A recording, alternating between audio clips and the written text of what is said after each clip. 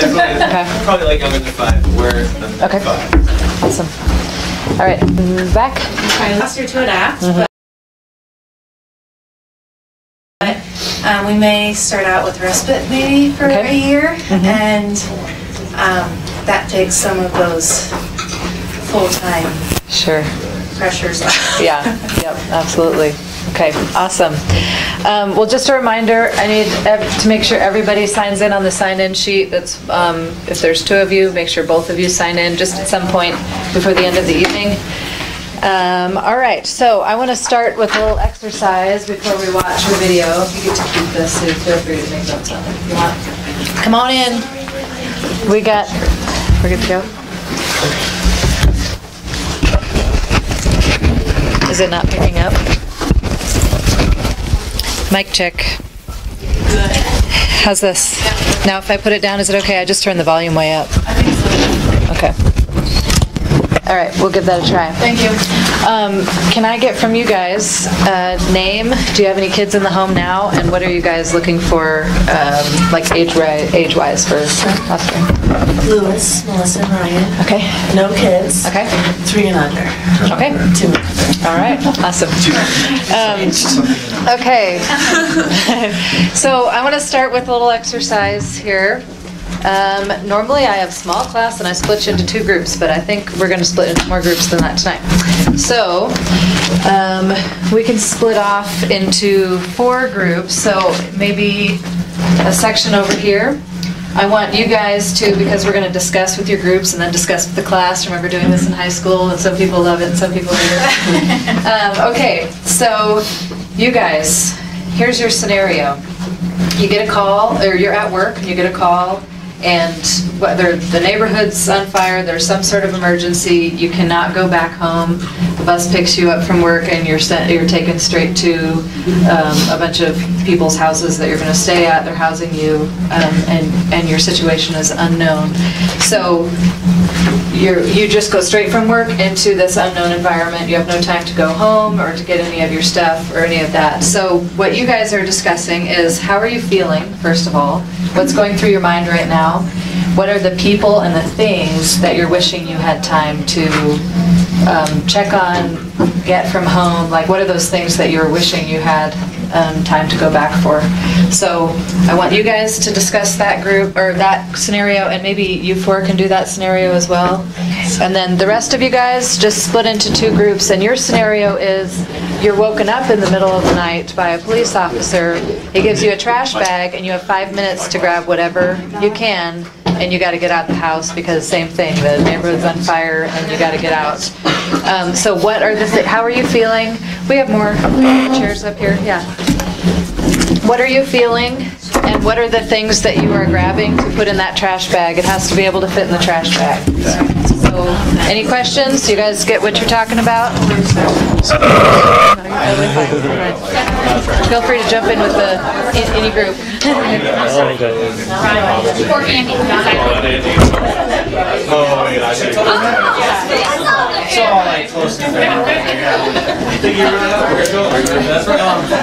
Did you hear the scenario? Okay, so our scenario is they come to our house and the neighborhood's on fire.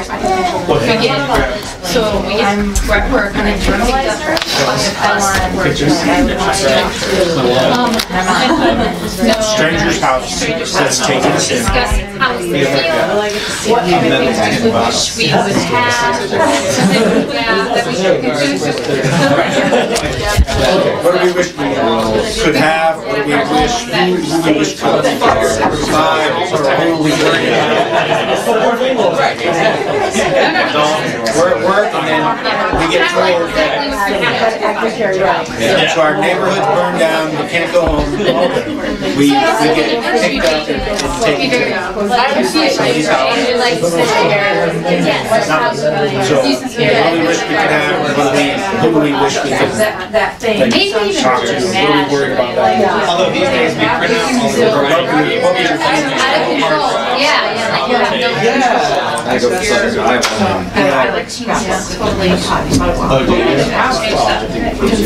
confused, scared, obviously worried about all your stuff. And not just stuff, all your stuff, your family, wonder what, I guess it's like where in the world is everybody?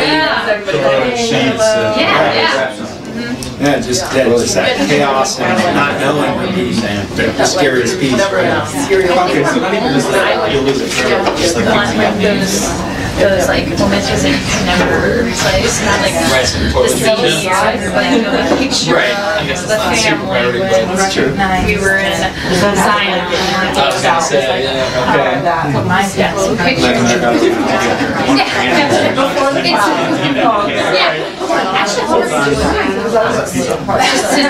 I know. So everything pre 3 years ago. Right. Well, then I guess, I guess all the birth certificates and social security card, like the little safe that we have everything in now. Teaches you a lot about it. I guess everything's replaceable.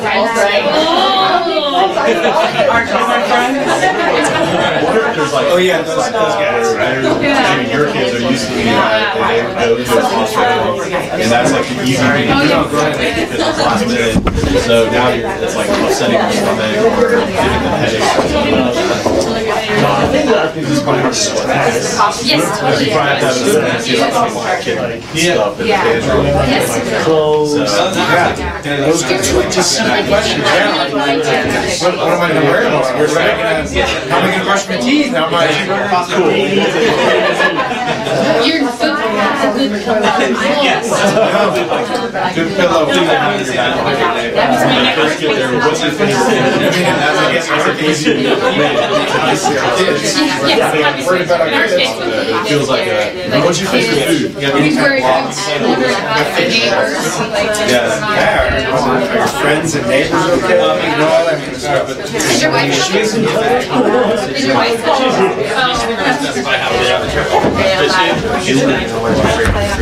Do you have an extra pen I could borrow? Yes. Exactly. We're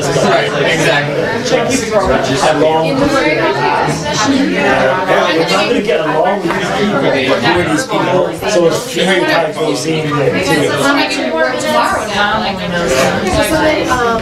What's my new normal? yes, we were just talking about that. Got a whole bunch for you. My jam.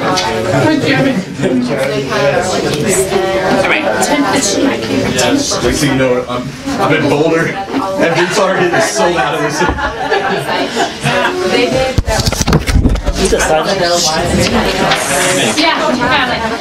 Look at your name. Julie. Julie. Oh, are you one of the J? I'm one of the J's. Team J? Yeah. Team J? Cool.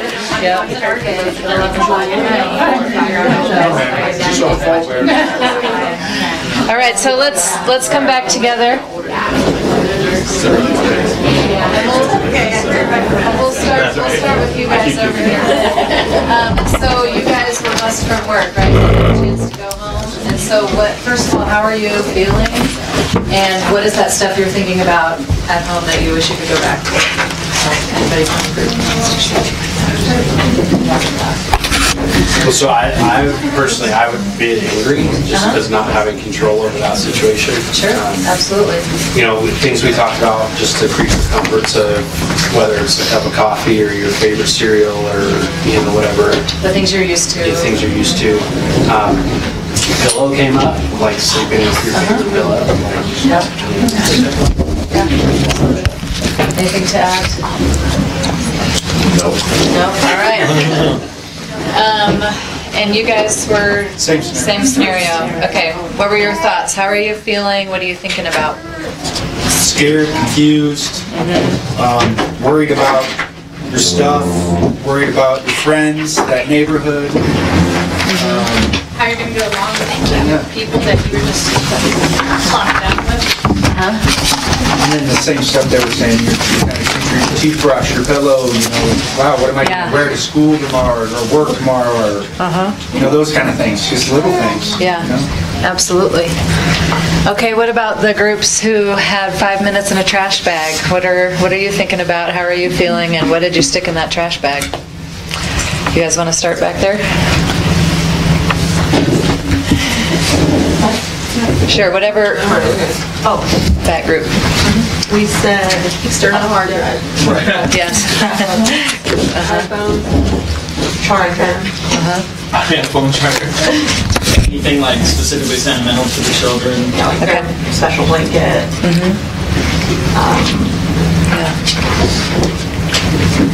And how are you feeling in that moment of like, I have 5 minutes to get out of my house?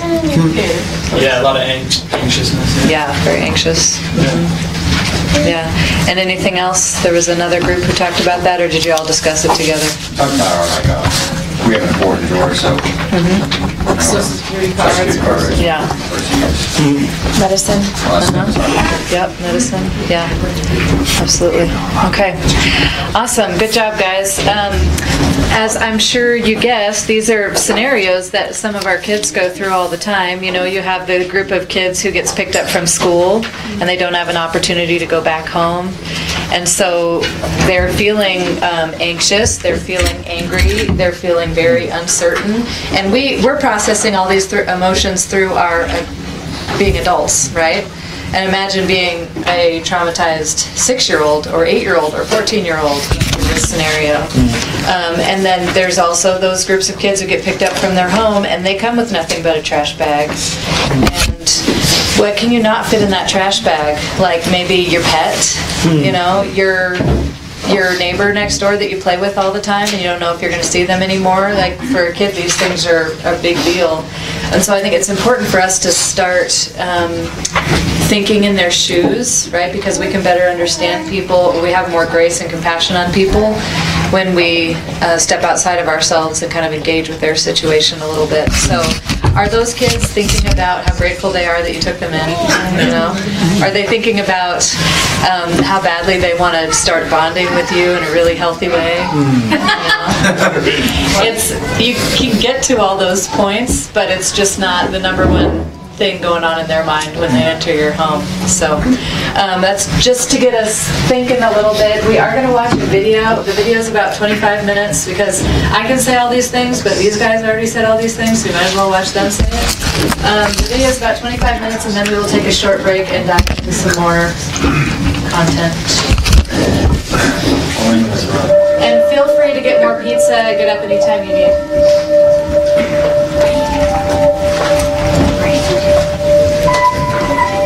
Everything that's important about life Okay. as a human being, you learn in context of relationships.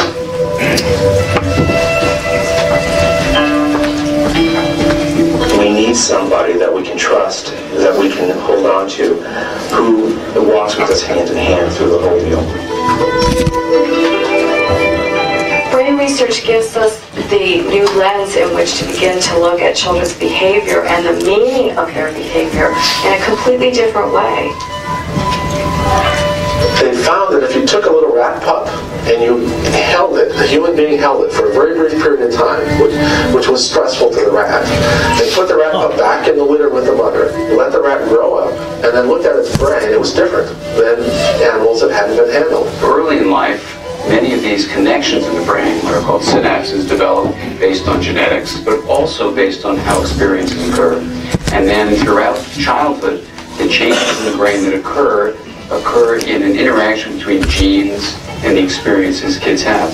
The research on the brain has for the first time given us biological, physical proof that interactional processes that don't go well, for example, impact the brain profoundly.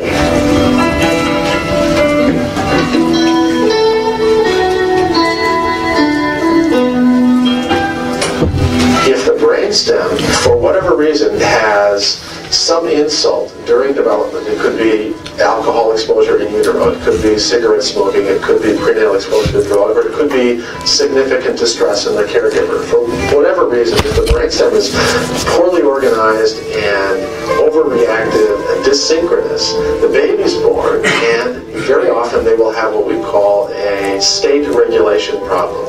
They're hard to soothe. You can't quiet them down very well. It's hard to engage them, and it makes the caregivers feel overwhelmed. They can't calm the child down very well. The child stays all stirred up. And instead of having this smooth, synchronous interaction, you have kind of this bad fit. When a pregnant mother is under constant stress, she might just be stressed at the office, but her brain and her body and her developing baby's brain don't know the difference between that and that there are predators in the environment. So we're seeing babies being born that are hyperreactive. Why? Mom's under stress during her whole pregnancy, either through work or through being unsupported by her community, by her partner, by her family, whatever. So we have this baby born that's already hyperreactive. The attachment bond between the parent and the child is really the carrier of all development, and the regulation that a mother provides, the soothing that the mother gives to the baby, the calming of the baby's nervous system. If she can do that well, the baby's nervous system will learn how to regulate itself. If she cannot do that, if she herself is all unregulated, if she is sick, if she's in marital discord, if she's depressed, she cannot attend adequately to her baby to where the baby feels like there's somebody there watching out for him or her, then the baby goes into these heightened states of hyperarousal and dysregulation, and the body, the template of that, is being set. Attachment relationships where the parent is sensitive to the child's inner state lead the child to have a brain that becomes very integrated and a mind that is very coherent. What our bodies want for best development is relationship. Every neuron in our brain develops most optimally through a loving relationship. The most important pivotal experience in a child's life is that a caregiver and a child have a falling in love experience. And that experience of joy is invigorating to the body on all fronts, and is essential to being able to develop the capacity to care, to be able to develop the capacity to love, and to have empathy for other human beings, and to be able to have moral conscience.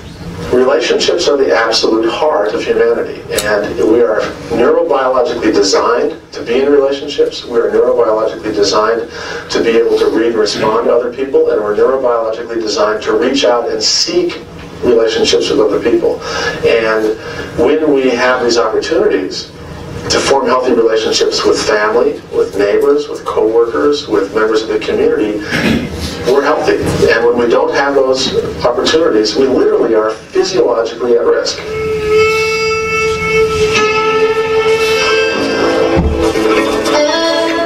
Children, infants are not soothed, repeatedly not soothed by their parents when they're in distress. That impacts one of the chemical systems of the brain, what's called the cortisol system.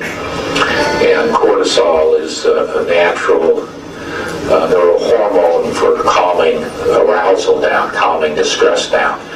And if an infant's not soothed, then they increase their cortisol levels to try to make up for the lack of soothing by their parents, self-soothing. And then because high levels of cortisol are dangerous to brain tissue, it resets the thermostat, and then as a result of that, through the rest of their life until recently, we thought it was permanent, the thermostat is set so that they have less cortisol and less capability of handling distress. So they're more prone to getting upset, more prone to staying upset once they get upset.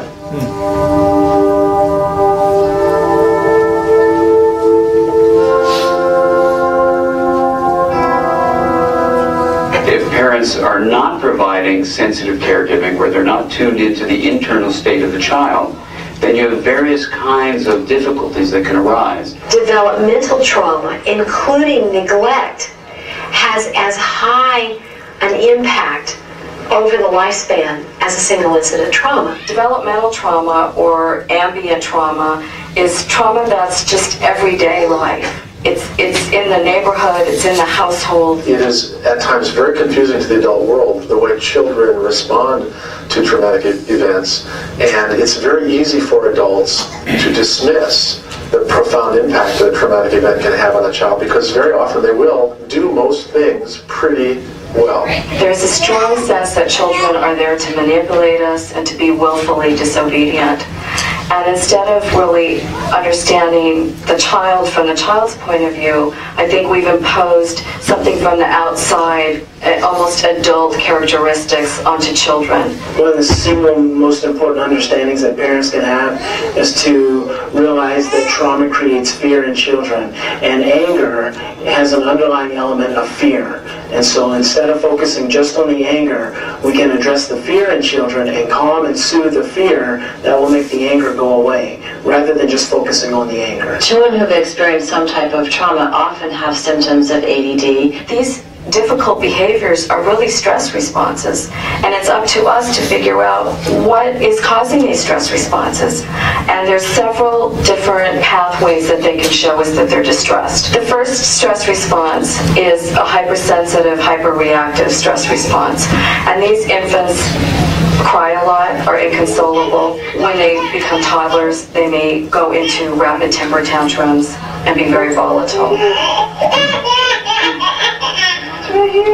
A second stress response are infants who are hypervigilant. These infants will have very wide eyes and will be very vigilantly looking, and you can see that there's an anxiety in their muscle tone and in how they carry themselves, and that they're scanning the environment. A toddler may be overly clingy or overly withdrawn. A third stress response would be very shut down and tuned out. These children, again, may be misunderstood as a good, easy baby.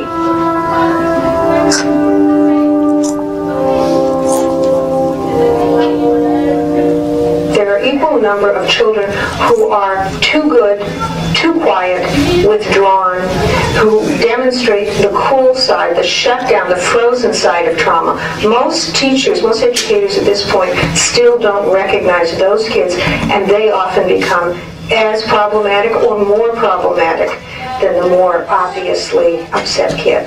You can't always tell when a child has been traumatized. Very often they may be going through the day interacting normally with their peers. They'll be playing games, they might be laughing, and you may not have any idea that that child the week before lost their parent in a violent event. However, if you follow that child long enough, what you'll find is that under the smallest challenge, they'll unravel and they'll unwind. And it's not always predictable. They may handle one situation very well and then completely collapse in something that seems pretty minor.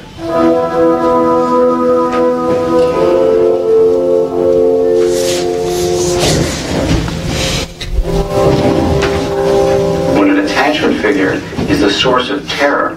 The child's brain has two processes going on at once. One is the inborn attachment system, which says, I'm in a state of alarm, I need to go to my attachment figure for soothing.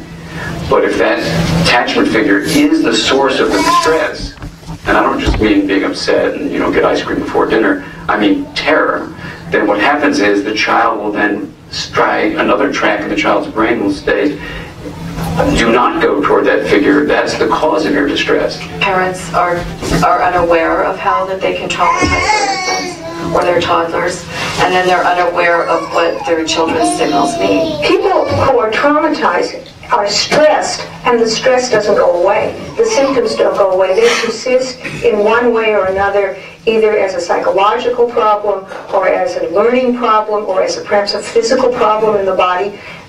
For years and years and years, they never disappear. They come, they go, but they're always back again. That's trauma. That's stress at the level of trauma. 90% of parents who have children who have been traumatized have also been traumatized themselves. So healing the parent's trauma first allows them to create an environment for the healing of their child's trauma. If you really want to understand how a child is functioning in the present, you need to understand their personal history. Because the brain, more than anything, is an historical organ. It stores experiences.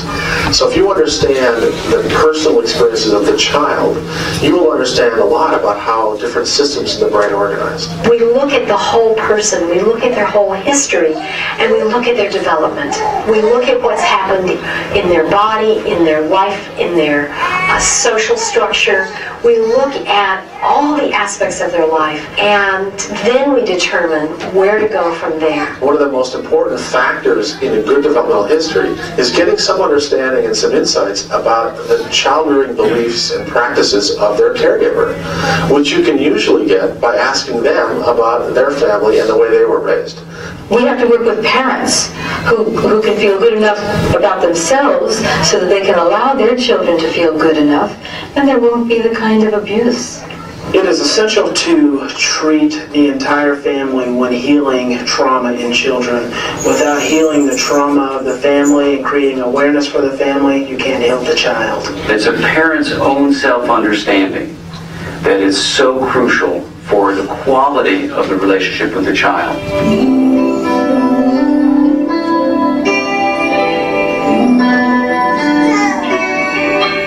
Trauma is like a dog bite, in the sense of when a dog bites you on the fingers, your natural instinct is to pull your fingers away, and unfortunately that will create more damage to your skin. What really you need to do if a dog bites you in the hand is thrust your hand into the dog's mouth, which makes the dog gag. Now, I know it's very graphic, but it's the same thing with trauma. Parents need to know it's important to go into the trauma, into the mouth of the trauma with your mind and with the relationship, so that it doesn't dig its teeth in and yank the flesh of your soul away. First of all, we have to get our children and our infants back into a condition of safety. That may be that they need contact with a safe relationship, that maybe they have had a disruption and they need to maybe not go to school that day and spend time with mommy, and maybe mommy needs to not go to work and just spend time with her child. So they need to regain a sense of safety if in fact that has been their baseline. One of the ways we help infants and children regain a sense of safety is to start to become what I call a sensory detective. We need to start becoming really aware of what sensations are reminders of that traumatic event, and they could be sounds, they could be tastes, they could be something visual, they could be a particular movement, a particular touch, and we're going to reintroduce a sensation that has been very traumatic or that triggers a traumatic memory. We want to be very clear that we give the right dose that the child or infant can handle. So it's going to have to be very small increments of helping them be able to experience that sensation, recover from that sensation, get back into safety, and then slowly go back and forth between a sense of fear, feeling out of control, and then being able to get back in control and safety. And the fourth is to increase the child's surround of sensory comfort, so that beyond the caregiver, there can be many arenas of sensory comfort that the child or infant can surround themselves with, whether it's music or a particular touch of a blanket or a particular toy that they hold that they feel safe with. The next phase, though, is to tell the story of the experience, to make a narrative of it, so that other parts of the mind, the brain, if you will, left hemisphere, can join in the process of making sense. It also involves the verbal aspect of the creation of a story, from before the trauma happened, what happened at the time the trauma began, what were the elements of the experience of the trauma, what was the most frightening part, how did the trauma resolve, what surprised them, what they didn't expect, what their body felt like, what it felt like in their body, what it felt like in their emotions. Can they tell us what those emotions are? Can they get pictures and put together the story? What the narrative experience tells us is that what's shareable is bearable. And so when a person can bring it out and share it with another, then it becomes more bearable than keeping it to yourself. A lot of the trauma that has happened to children happened before they were verbal. There's no way we're going to work with that verbally. We have to get into their senses. With infants and young children who are pre-verbal, there is still a way that parents can communicate to the child that they are understanding their child's distress and the importance of that. And they can communicate the story and the narrative of understanding, I understand what happened to you, even though the child may not completely understand the language of it, they will understand the tone of voice, they will understand the rhythm and the way in which that's communicated. Half of our brains, our right half, can only speak the language of the nonverbal. And the nonverbal includes eye contact, then there's facial expression, tone of voice, posture, gestures, and timing and intensity of response. Those nonverbal signals can be taught to parents, and they can use them to understand what's going on with other people, especially what's going on with young children.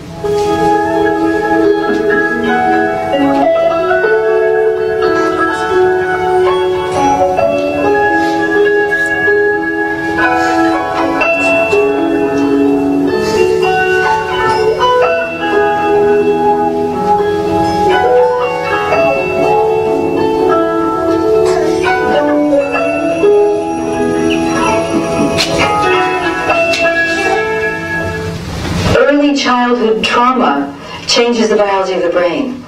Well, early childhood support also changes the biology of the brain. What studies of resilience show that even when children have insecure attachments in the home, if they've had at least one secure attachment with a daycare provider, a preschool teacher, or another adult in their lives, then that makes a huge difference for them having the seed of resilience. They may still have difficulties, but because they've had that one secure relationship, that relationship where they felt that another individual, another adult knows them and feels what's going on inside of them, those kids have the potential to do very well in the future. We can see imaging today of before and after trauma and see what happens in the brain, and we can also see repair that happens in the brain when our interventions have been successful. What makes children get better following a trauma is connection to other human beings. Human beings who are present, who are patient, who are kind, who are sensitive, and they don't need to be necessarily psychologically insightful. They don't need to know anything about trauma. All they need to know is that they're right there with this child. They're trying to be comforting, they're trying to be supportive, they're trying to encourage. Those kinds of interactions end up being much more therapeutic and healing than many of the other things that we try to do with kids. Teachers can look more at their children, be more emotionally present for children, touch them, work on their own nervous system and their own regulation. If they're angry and they're out of control in terms of what's going on inside of themselves, the message that they're going to convey to the child is, I'm angry and I don't like you. If you're an adult and there are children in your life, whether you're in law enforcement, a teacher, a parent, a foster parent, whatever you are, and you know that a child has been exposed to something that's potentially traumatic, the first thing that you should be aware of is that not all traumatic events lead to disastrous mental health outcomes. In fact, the vast majority of children that are traumatized actually do pretty well. But they do need your attention, they do need your kind support, and they do need your awareness about what are warning signs that would tell you to actually take the next step and try to get some professional help. It's up to us. We can't wait for a they to do this spreading of the message that we can do something about it, that children, especially young children, have the most possibility for health and plasticity, for overcoming these early traumas if we as a community, a large community, support them. We have permission now to meet children's needs. We have permission now from neuroscience to give children what they need, and to me that is so exciting. If there was one place I would like to start with individuals as well as our society trying to make a difference, to really stop the cross-generational passage of trauma and of insecure attachment, it would be for parents to start a process of self-understanding. It basically costs nothing except the time and emotion that it takes for parents to begin on that process. And we all can do it. And the people who benefit most, besides ourselves, are our children. We're spending literally 95% of our public dollars to change the brain, because that's what mental health is. That's what public education is. That's what juvenile justice intervention is. All of these are trying to change the brain. And we're spending almost nothing in the first 5 years of life when the brain is easiest to modify, and it takes the least amount of professional input, the least amount of insight. It takes just high-quality caregiving. It's us, not they. It's each one of us doing it now, not later, but now.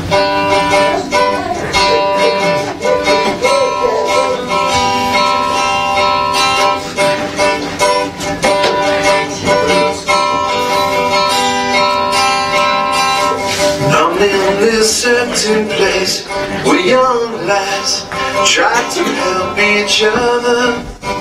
You could tell this video is old because that music. Okay, so that was a lot of information. Any thoughts or questions from what you just saw there? Just absorb it. Okay. We're going to take a 5-minute break. You can get some more pizza. You can go to the restroom down the hall. And then when you come back, we'll dig into our material. So it's 6:12. Let's come back at 6:17. And we'll get going. And just a reminder for people who came in late, make sure both of you sign the form. And if you need a worksheet, they're up here. Oh, yeah, over here.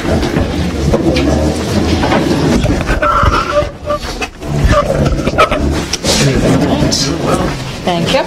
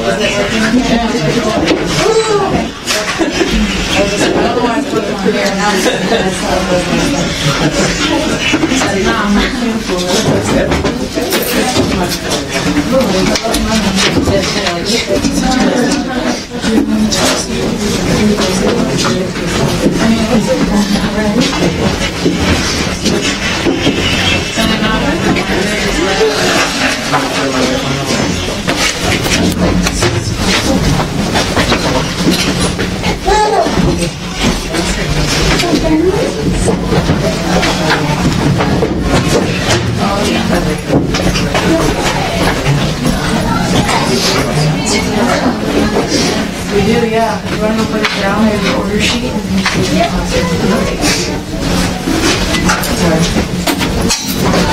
This is for... Wow. I know. This is perfect. No, it's amazing.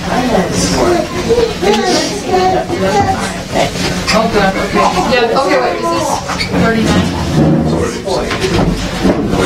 39? Yep. Yeah, you guys are thank you. This is a fat stack. Is it good? I did. I'm going to go to Bradley though. This is like...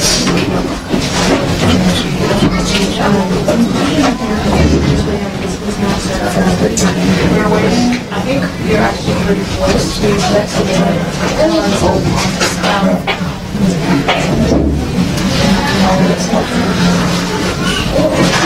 I'll follow up and then see how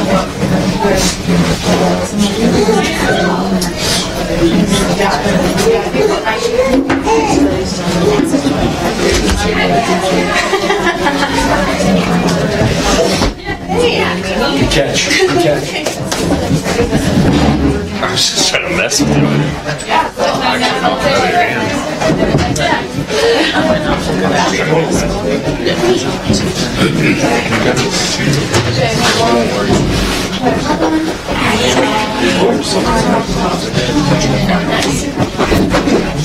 have friends with like kids around my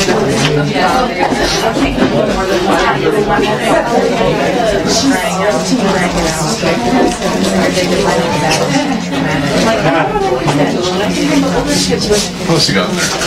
Goodies.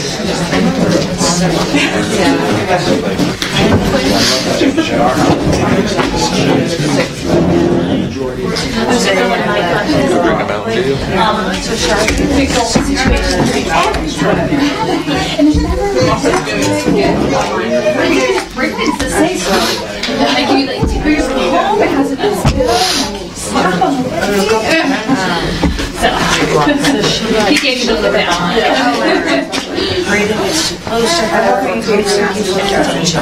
She started bawling his hair.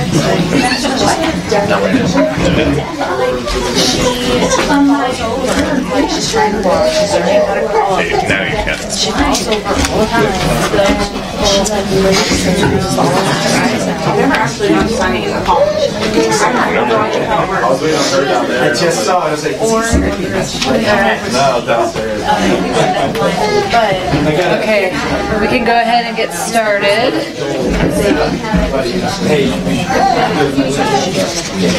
All right, so did everybody get a worksheet? Everybody have a worksheet? All right. If you need one, they're up here in the front. So we're going to go ahead and get started. I'm going to talk you through these blanks, and if at any point you have any questions or thoughts or whatever, just interrupt. We're definitely all about questions. We want to make sure we're answering all of those. So to start off on your worksheet, number 1 is we all have 3 innate needs. The first one is security, and that's physical and emotional safety. The second one is significance. That's a sense of being wanted, special, unique. And the third one is strength. So this is the ability to get your needs met. So security, significance, and strength. Those are basic to all of us, right? We need those as adults, and these kiddos need those things as well. Do you think kids coming into the foster care system are feeling any of those things? You know, they're likely not feeling very secure because their life is being turned upside down. They may not be feeling significant, and they're certainly not feeling like they have the ability to get their needs met because everything is so chaotic in their life. Number 2 is nature wires the brain for learning, and nurturing is what the brain needs to develop. So number 2 is nurturing. I don't know if any of you have ever been overseas or seen documentaries about some orphanages in other countries. I've been in orphanages in Russia and in Africa, and there's nothing more eerie than walking into a room filled with 30 babies and the room is quiet. Because a room full of 30 babies should not be quiet. It should be really chaotic, right? But oftentimes what these babies have already learned, sadly, and what some kids who are going through the foster care system have already learned, is that I'm expressing a need, right? A baby cries when they need something. That need is not being met, so eventually you shut down and you stop expressing that need. So there have been plenty of studies done of babies who are left in orphanages where their needs are not being met. A lot of them will actually end up dying just from failure of having that nurturing, even if they're being fed.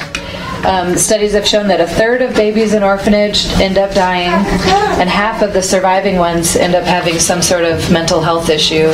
And these are kids that were born normal and healthy, but because of that lack of nurture, not always just a lack of the basic things like shelter and food, but that lack of nurture, somebody who cares about you, somebody who's looking you deep in the eyes and expressing love to you, how much that affects even the ability to live. We're going to go on to number 3 here. Food and clothing without a critical amount of socialization predisposes an infant to death. So it just goes to show how important it is to receive nurture. Any psychology students? Who's the father of attachment? Nobody ever knows the answer to this question. It's okay, I'll tell you. John Bowlby, B-O-L-B-Y, is the father of attachment. If you want to do any further study on attachment stuff, he's a great guy to look up. Number 5 is the primary goal in the first year of life is to develop a secure attachment with the caregiver. Everybody needs at least one. They talked about that in the video. Everybody needs at least one secure attachment. We're designed for that. And number 6 is attachment theory in a nutshell. Every infant needs someone who is crazy about him or her. I would say every person needs someone who is crazy about them.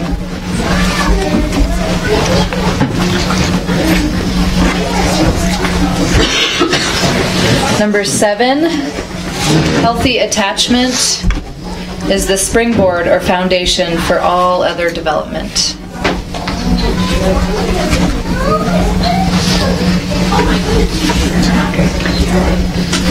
Right. And along with that, number 8 is attachment is said to be a fancy word for trust.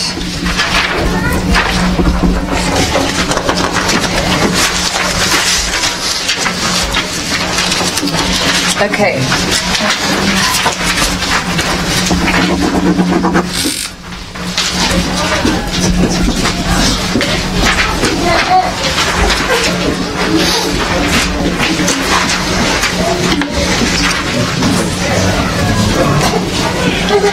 So we all experience this cycle, right? If you have distress, you need someone or something to comfort you in order to get back to a place of calm. And then the cycle starts all over again, right? This is live sometimes. So oftentimes, this is how we can start to form attachment with the kids who are coming from trauma and trust issues. The kid expresses some sort of distress to you, whether it's a big distress or a little distress, and you can provide them comfort that will bring them to a place of calm. And eventually, the more you do this, provide them comfort, the more they learn how to self-soothe and how to comfort themselves. So that's how this works. It's not a matter of I need to let you take care of your own problems so that you can be self-sufficient when you're not in my home. It's a matter of the more I provide comfort to your distress, that will actually help their brain to develop to a point where they can start self-soothing. So with this, go into a little more with number 9. There's several blanks on there, but that's what this is talking about. A on 9 is consistent, prompt, nurturing, responsiveness. So consistent, prompt, nurturing, responsiveness over time. This is how we start to build attachment. So what this means is you get a baby in your home, a toddler in your home, an older kid in your home, whatever it is. They, being consistent is they cry in the night, you go to them. They cry in the middle of the afternoon, you go to them. They need to know that when they cry, you will come. And again, it's not about you can't spoil a baby. You don't need to worry about if a kid in foster care is manipulating you or taking advantage of you. With all the trauma that they've been through, who cares if they're manipulating you? They're working on survival techniques. So if they express a need, you meet the need. Whether it's 2 a.m., 4 p.m., whatever, you're consistent because they're going to test you. They want to know that you're going to consistently respond to them. So if they're expressing a need, you meet the need. If the kid is crying, go to the kid. With that second one was prompt, is going to them when they express their need and doing that consistently. Making sure your response is nurturing because they're not going to come to us if they feel like we are, tense, angry, whatever. That does not help promote attachment or trust building. So consistent, prompt, nurturing, responsiveness over time. And then B is providing comfort in distress. And that's what we talked about here. The more you can provide comfort when they are in distress, the more they learn to trust you and to attach to you, and then they also are getting the tools they need to be able to do that themselves.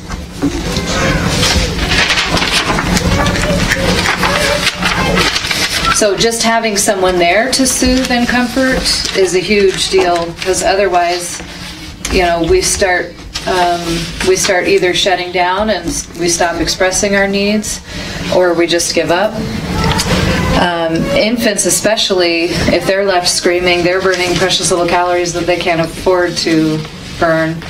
And so that's how we start to build that trust, is by comforting and soothing and responding promptly. Again, if you have any questions, just spit them out. Okay, so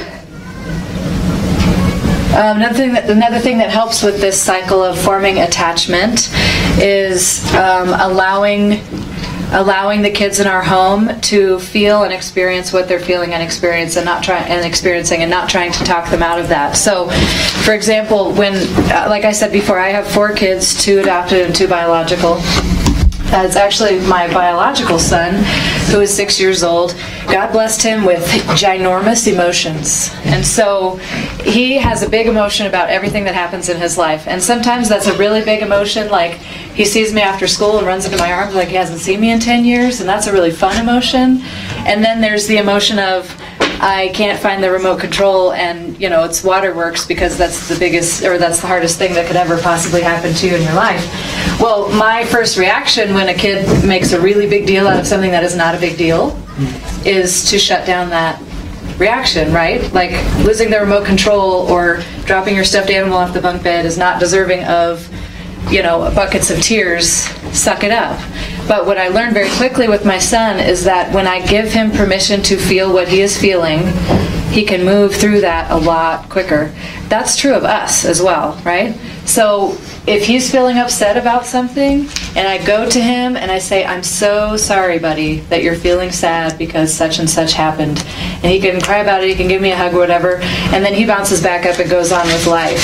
But if I go to him and I'm either upset or just trying to talk him out of feeling what he's feeling, it ends up turning into this big ordeal, and then I'm getting upset, and then he's getting upset, he's not feeling heard, and I'm frustrated that he's making a big deal. So as we're trying to build trust and attachment with the kids who are coming into our home, I would encourage you to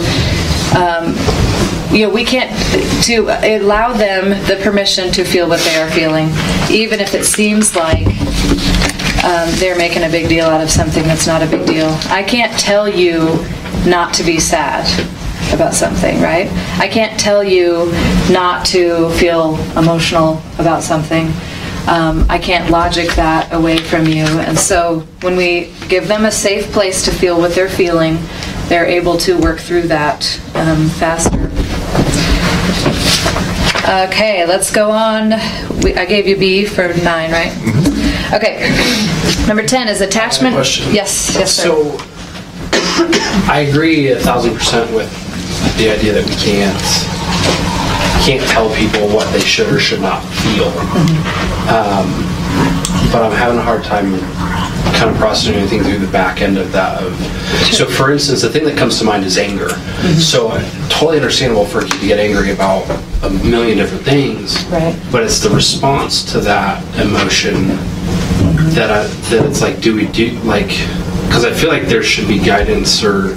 Sure, because you can't just let them have a rampage all over the house. Right. Yeah. So absolutely. How does that fit with... Yeah,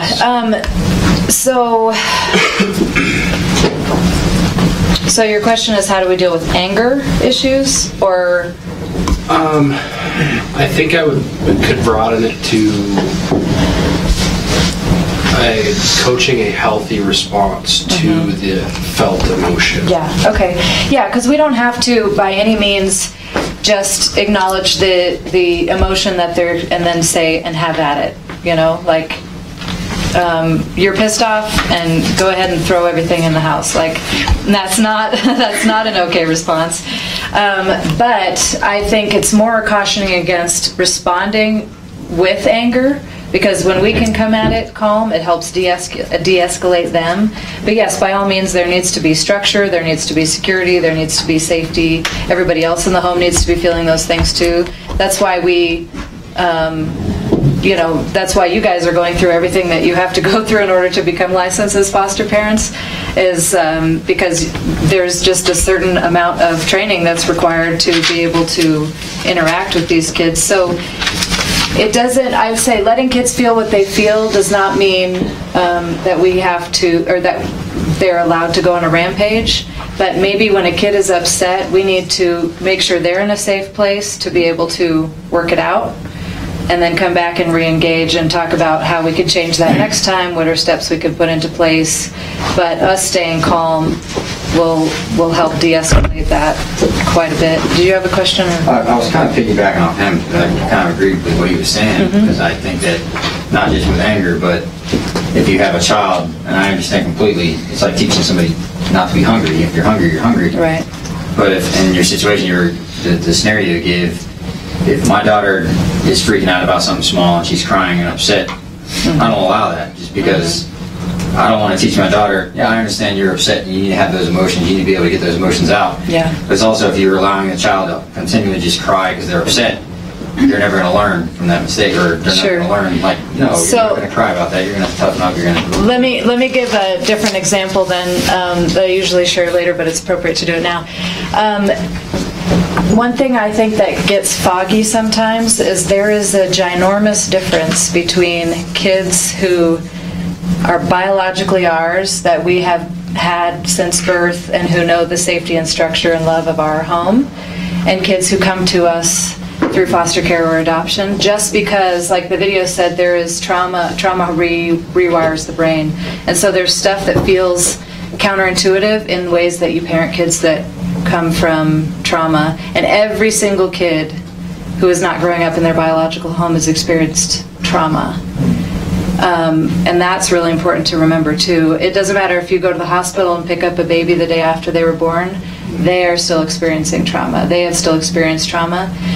They might not be able to verbalize that, but they are not going home with the person whose body they grew in, and whose voice they know, and whose smell they know, and all that.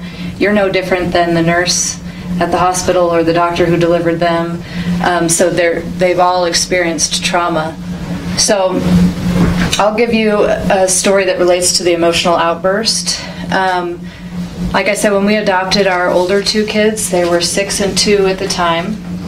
So my son was 2, and about a year later, I had a baby, and he was 3, and I'm that typical like mom in the grocery store, and your mother-in-law's coming for the weekend, and so you got to go get groceries.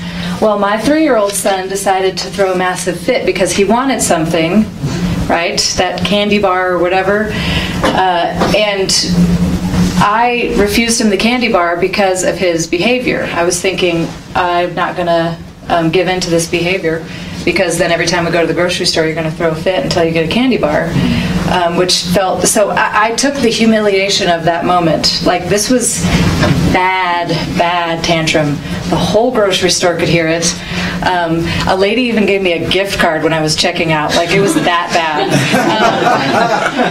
And I really genuinely thought, I am being a really good mom right now, because I'm suffering this humiliation so I don't give in to my kid with this temper tantrum he's throwing.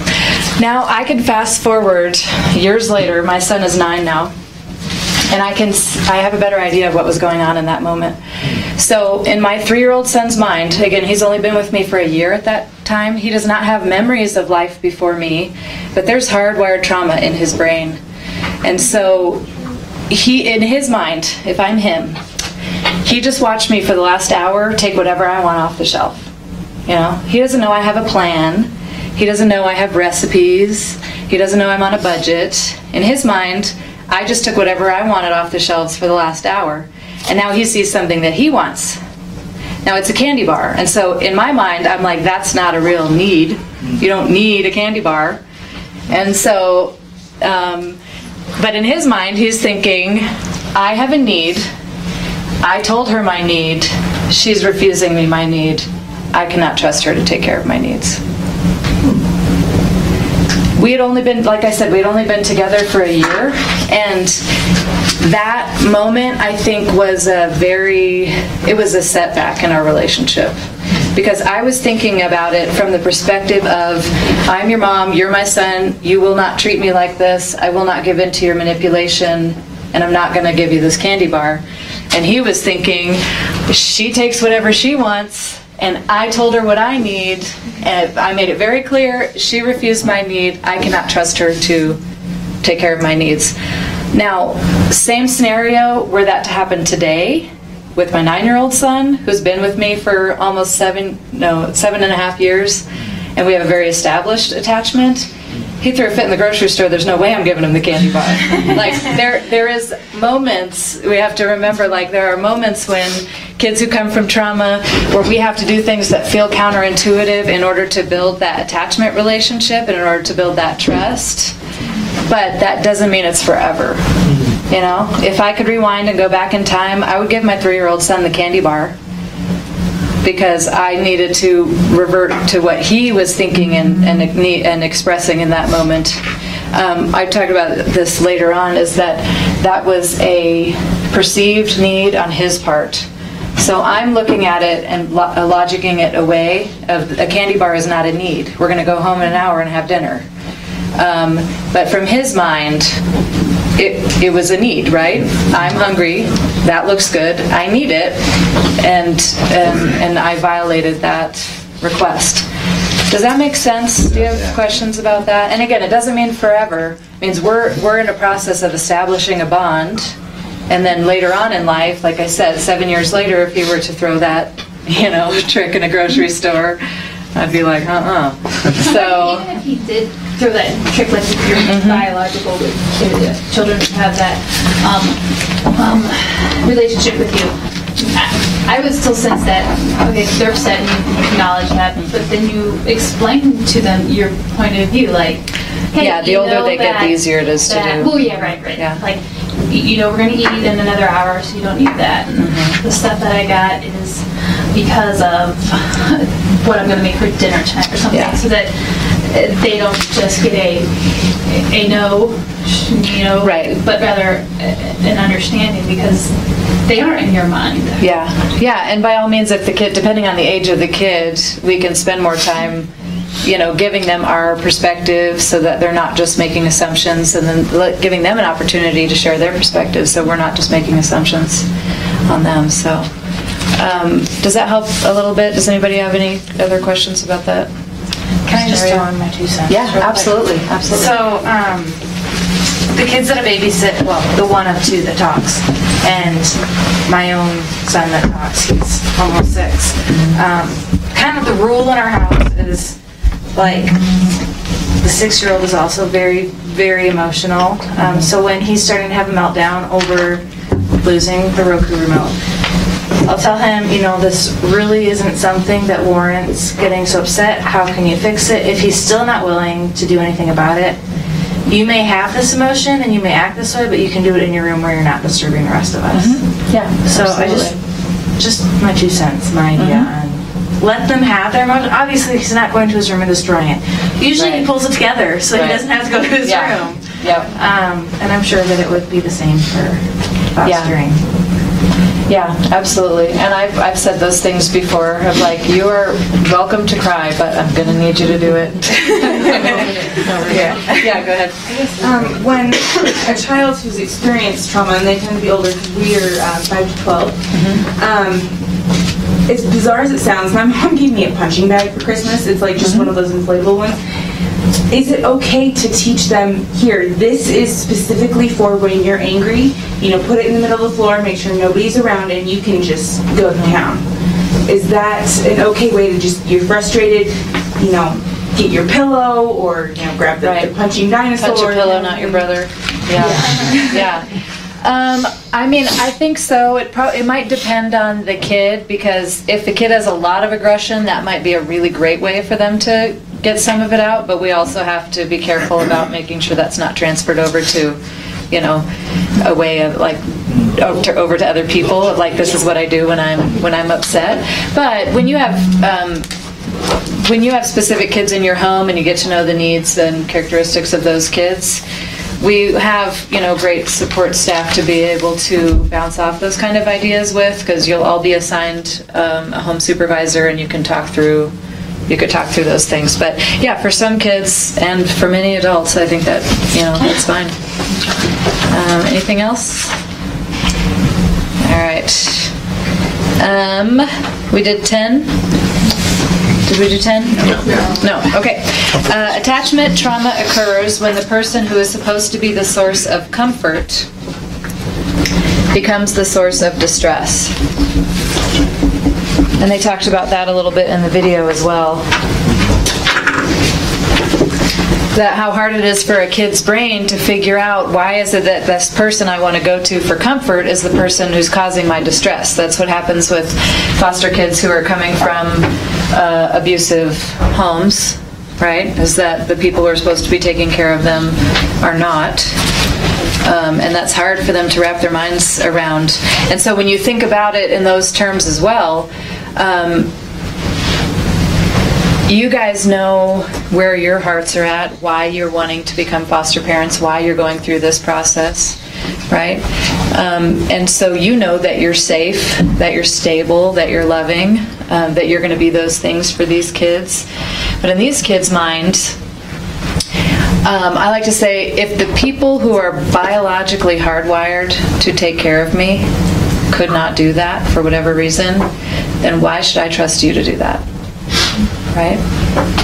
If the people who are biologically hardwired to take care of a child are unable to do that, then why should they trust you? Now, I'm not saying I want to be very careful to not be disrespectful of biological parents and of birth parents in adoption situations, because it's not always just a matter of I don't want my kids here, they give them to somebody else.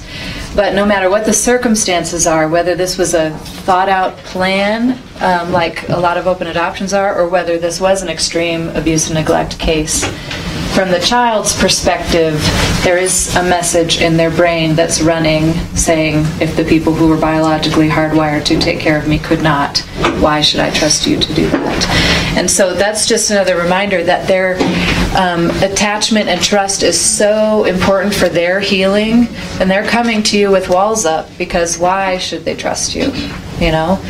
You know that your intentions are good and that your heart's in a good place and that you do care about them and you do want to help them. It just takes a little bit of time and consistency to prove that to them. Number 11, how distress is handled in infancy lays a neurological blueprint for how children respond to stress throughout life. So that's what this cycle a little bit, again, is that when we are responded to consistently, promptly, in a nurturing way as infants, that helps us have better stress responses later on in life.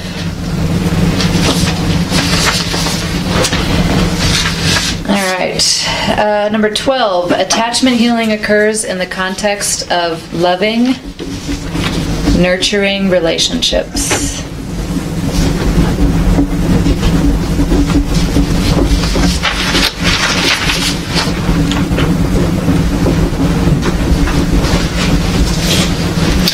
All right, so we'll do the last question on here, and then I'm going to have you guys do some discussion again.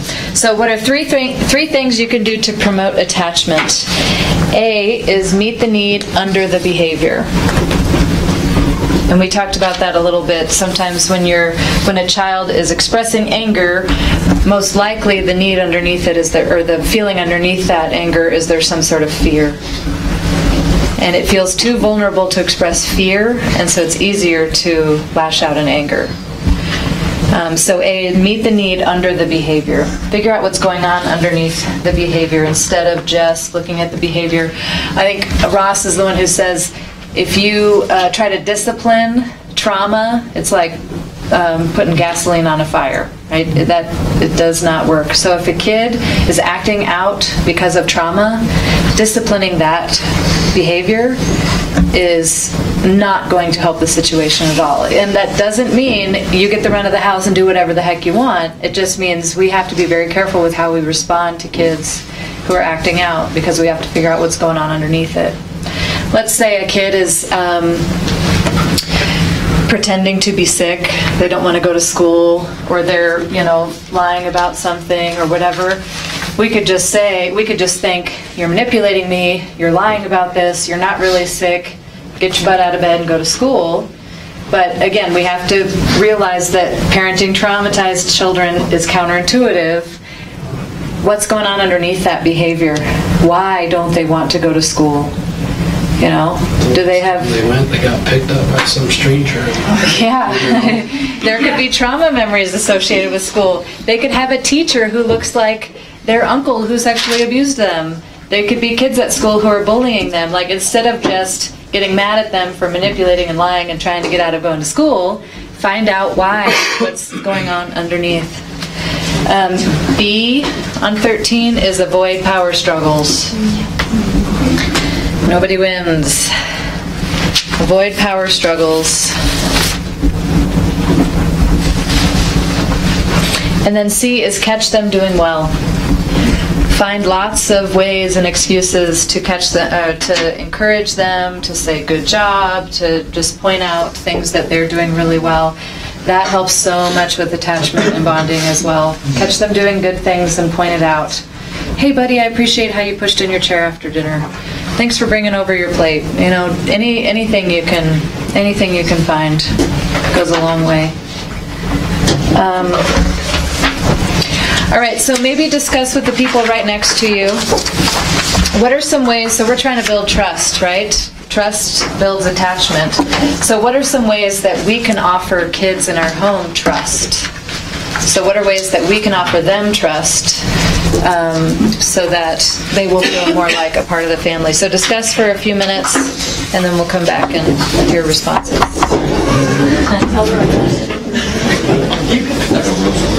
He says trust. Chair.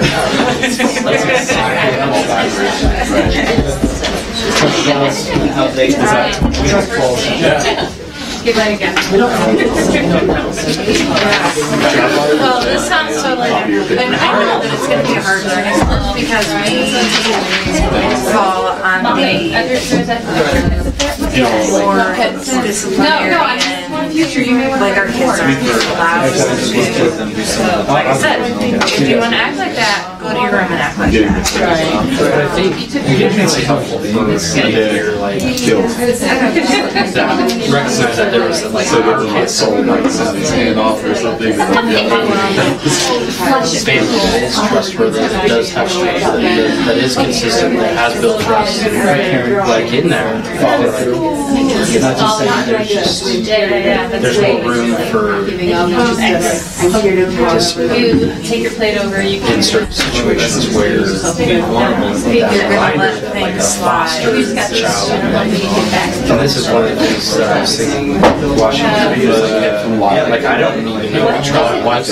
I mean maybe there's but like the first hand the type of trauma that these kids are going to experience, like because we can't take care of anything more complex and humans. Clearly. It's the in between. The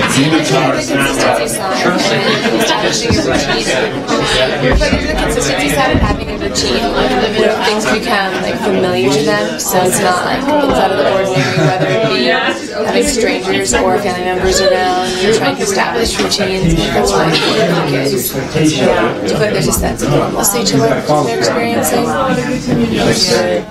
Right. I would, be there for you. I know that's broad, but I think the most important here like I've heard a lot of people say that there's not enough food at their biological life. Having snacks out all the time and then knowing that they can go help themselves to this bowl of fruit or whatever all the time.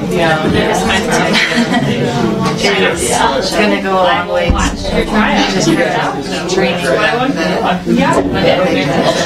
trust that like their needs are going to be met. Hopefully, it takes less time This is the truth. This is based on the truth. I was like, she's not making this up. This happened. This is good. She didn't want to be there. I think showing up to places on time too, like picking up our son after school. That's a good way to show the trust. It's important for us to be like, even our biological son. The teacher says, like, when he's the third to last kid, because dad's picking him up, not because mom's picking him. He gets really nervous and he starts to worry that like we're not going to show up. I can't imagine if your parents really have not shown up. Never correct. She did. Okay. So let's talk a little bit about building trust. So what are some ways that we can offer kids in our home trust in order to build that two-way relationship? You guys can just spout them out. Trust falls. Pushing them off the balcony is not a good idea. You catch them. Yeah, I know. They're a little more traumatized. Yeah. Why don't we start in the back of the room and kind of move forward? What were some ideas back there of how you can offer them some trust? We were talking about like protection, and like if you offer them protection, they realize they can trust you. Yeah. And something like that. Consistency. Yeah, just being consistent and being true to our word is what we say. Yeah.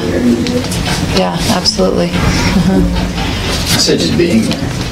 You know, a lot of the children we're going to come across are, you know, they get used to one person and they're gone, they get used to one person and they're gone, or some students are in that situation, so just being there, they can actually decide to say, wow, this person's always around, they're always tucking me in, they're always making me food, they're always reading with me, they're always helping me with things.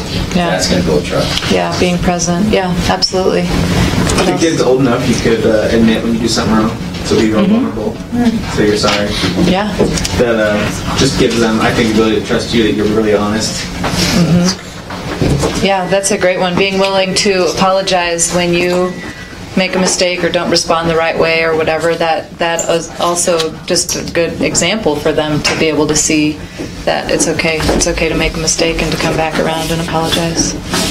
So what else? I have a question. Yes, sir. So I hear the word consistent a lot, I think. So I think of two different ways consistency could be a thing, and I'm curious which context you mean consistent in. So one could be consistent in the way that you react and respond to different, social cues or behavioral cues, and another could be like in schedule consistency. So they know that wake up time is here, and we typically have breakfast, and then there's lunch and dinner at this time, and bedtime. Is that the kind of consistency, or is it all of the above? I would say both, because all children thrive in structure, right? Consistency in the layout of the day. So even if their temperament is very free-spirited and stuff like that, kids need a bedtime. They need, wake up time, meal times, school time, structure throughout the day to know what's happening next. So definitely consistency of just lifestyle as much as possible. I mean, it's okay to have spontaneity, it's okay to have those things going on, but kids will adapt better if they know what to expect. So if they know that this is the time we get up and this is what we do, this is when we go to school, that kind of consistency is definitely good. But also consistency in responses, how we interact with them. So if they accidentally drop their cup on the floor, they need to see a consistency in responses, and not one time we're like, oh, it's okay, buddy, no big deal, I'll help you clean it up, and then the next time they do it, we fly off the handle at them. They need to know our responses are going to be consistent as well. So it's definitely in both, I think, structure and schedule, but also that they can expect nurture from us and not not a discrepancy, because oftentimes that's what they had at home, right? They didn't know what kind of response they were going to get if they messed up or if they did something right or wrong or whatever. So I think it's both. It's in how we engage them in our relationship and just the structure of our day. So, yeah, they're both important. So, any other ideas or thoughts on trust? How we can show them trust? Yeah.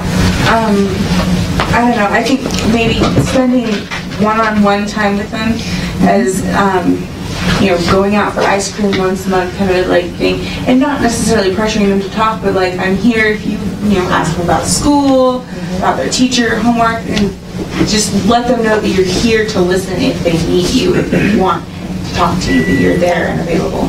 Yeah, absolutely. That's great. What else? Anybody up here? Do we cover them? I think also a good way to get trust is to show trust, right? So handing over some small responsibilities, letting them, trust fall, catch me, right? Letting them feed the pet, asking that, giving them, if you have other children in the home and your children have chores, then give them some chores too. Like offering them, saying, I'm going to trust you to feed the dog this morning. We want that. We want to feel like we're responsible for stuff, like we have some roles and some purpose. So I think definitely offering them some trust helps them to trust you more as well. So, yeah, awesome. Anything else on trust? I think one thing my awesome wife mentioned was just making sure that needs are readily and availably met. And the practical example is just if, like, having snacks available, having, and that can expand onto so many things that, you like to think that these kids have all the stuff that they need, but there's a reason that they're right. And sometimes they don't even know that they are, allowed to express their needs too. So having a snack basket on the counter that, kids know they have accessible is great. Yeah, for sure. Okay, so I have a 5-minute break in the schedule. Does anyone need a break, or do you want to keep going? Let's keep going. All right, let's keep going. Okay, so with trust, stable relationships are the bridge to trust and healing. So again, that stability, that consistency with our responses, how we engage with kids, is another part of the way that they heal. So we talked a little bit already, and some of this has to do maybe more with older kids, but I think a lot of this just is across the board. But choosing to believe them when they tell us something. Again, there's a fine balance between worrying about are they trying to manipulate or change the situation, but again, the reality is, with all the crap that they've already been through, we need to focus first on developing the trust and attachment. And so sometimes that's choosing to believe them with what they tell us, as long as they're safe and we're safe. Not to worry about just labeling things as manipulation or attention seeking, but just choosing to offer them some trust. Until you get to that point in the relationship where you have more trust and they can believe you and you can believe them.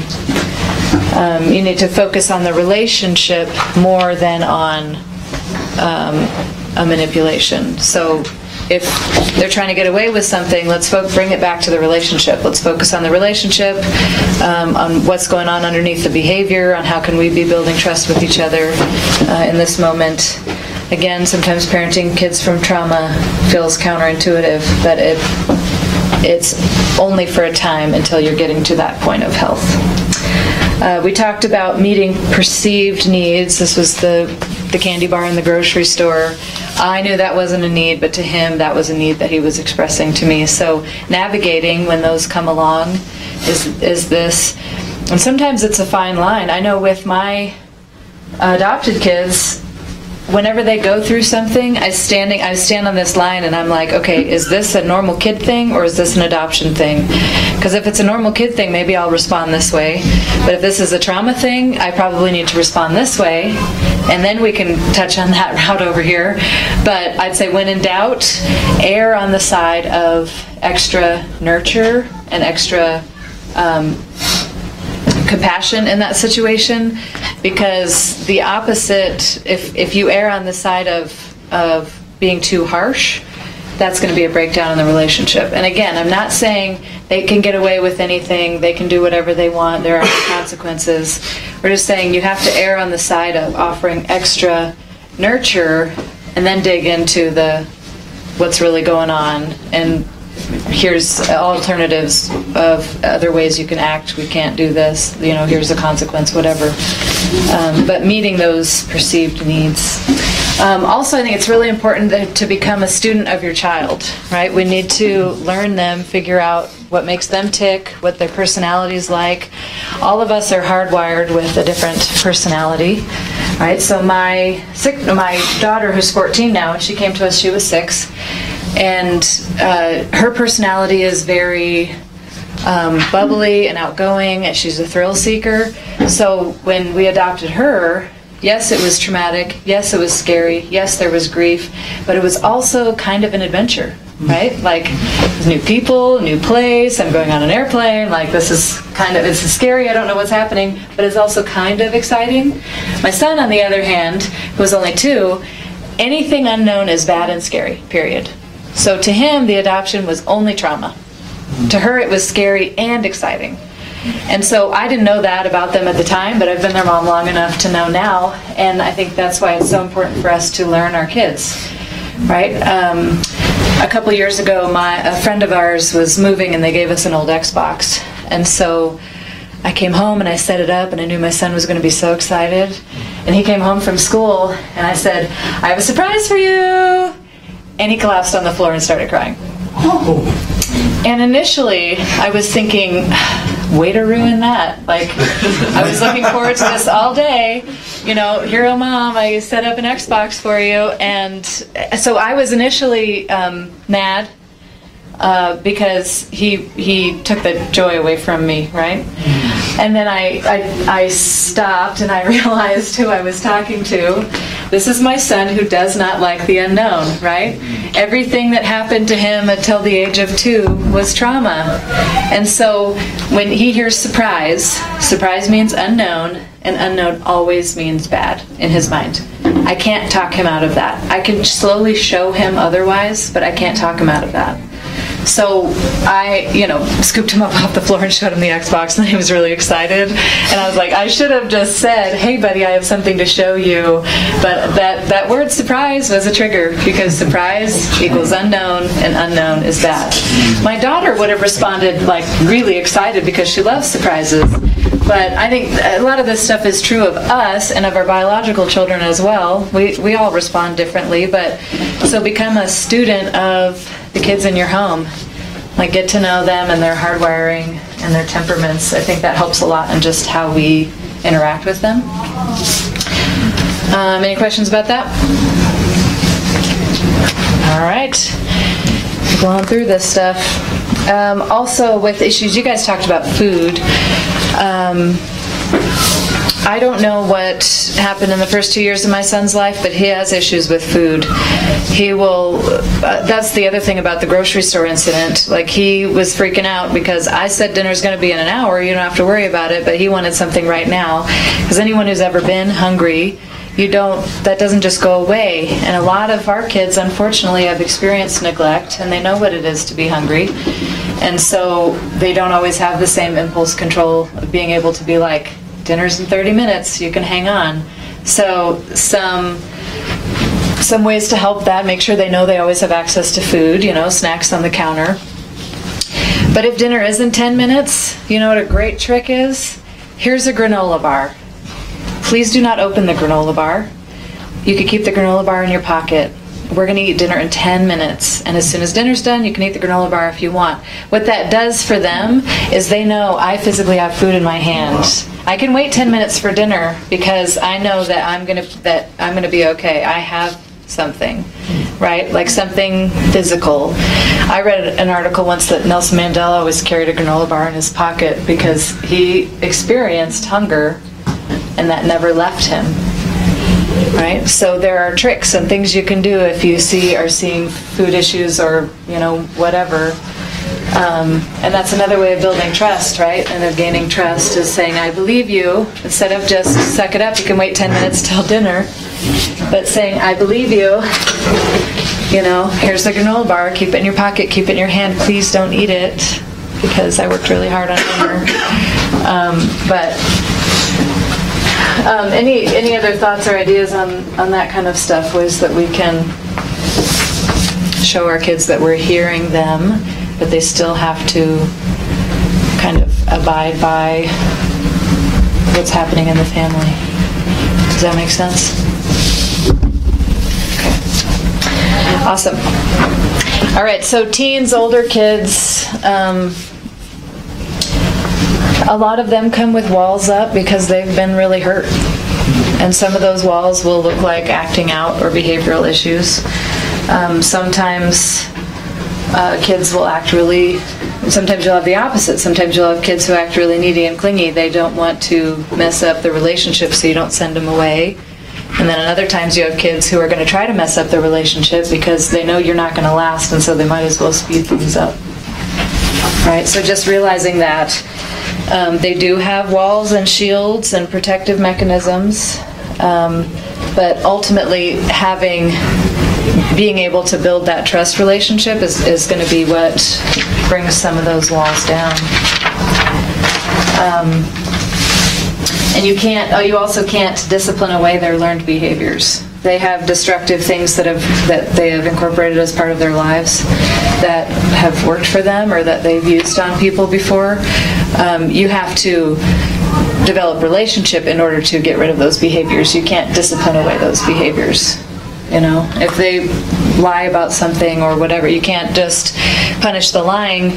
They're just going to continue lying until yes, there can be consequences, but ultimately you have to build a relationship to get at the root of what's going on and to build that trust in order to end those behaviors. So, I have one last section. Let's do a 5-minute break, bathroom break, and then we'll come back up and finish this stuff off. So, 7:15.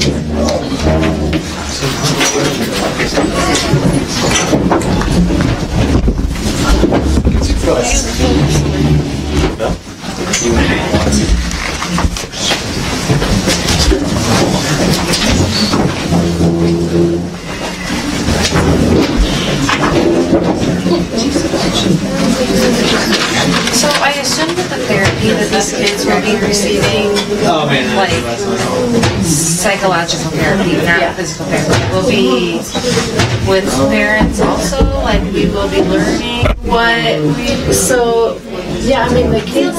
It's differences between the two. Yeah.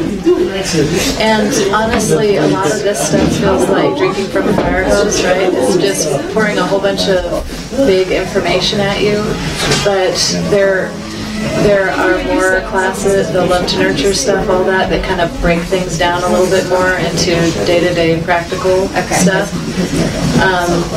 And then we try to give you guys really good access to support whenever you need it. You know, that's why we have the home supervisors and the kids are in counseling and all that kind of stuff. So that, because right now it's all hypothetical, right? Yeah. Because you don't know what the issues of the kids who are going to be in your home are going to be like. And so when you actually have kids in your home, it's, you know, it makes it a little bit easier because then you could say, okay, this is the specific thing we're experiencing. How can I get some guidance on this? And then we can walk you through that better.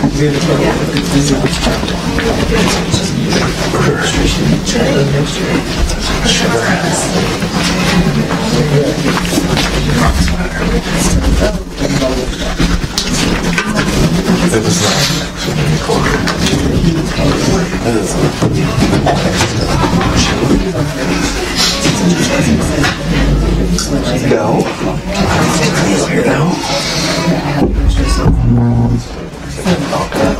If you did my shit on this one, pass that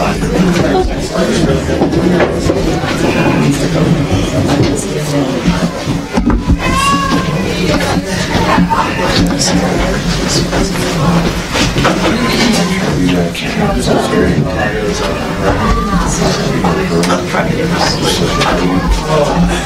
You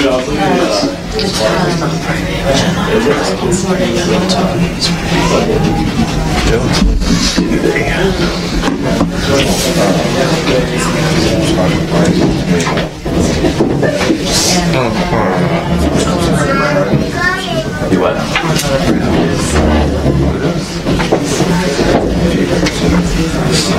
Feel horrible. Your body.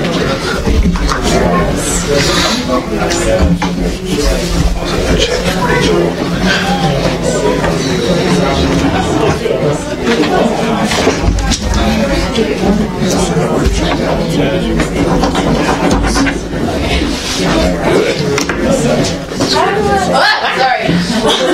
Trying to figure out where the stage lights are. I think they're back here.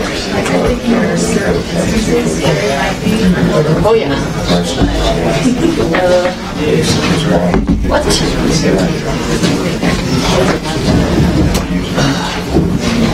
Let there be light. I think that's all.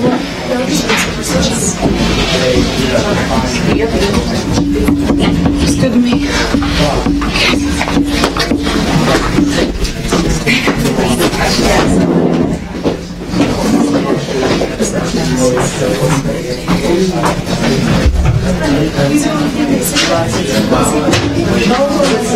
Now I'm making sure.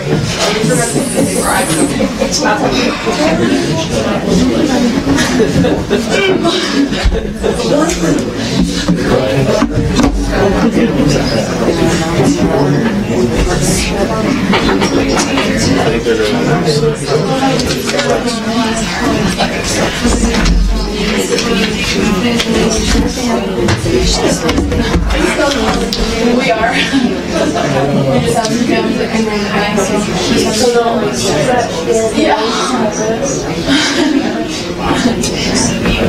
Yeah, apparently he's already raised 35,000.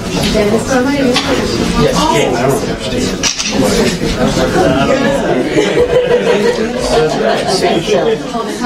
I don't understand. By who?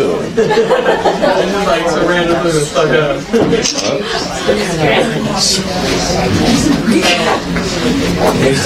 Oh, there. Got it. Cool. I don't remember which way stage left. Which way stage left and which way stage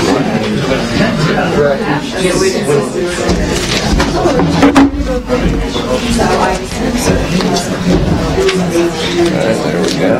Positive.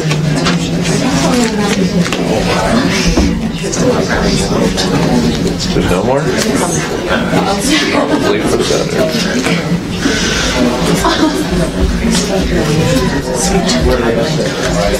Stop. They always want me to cite.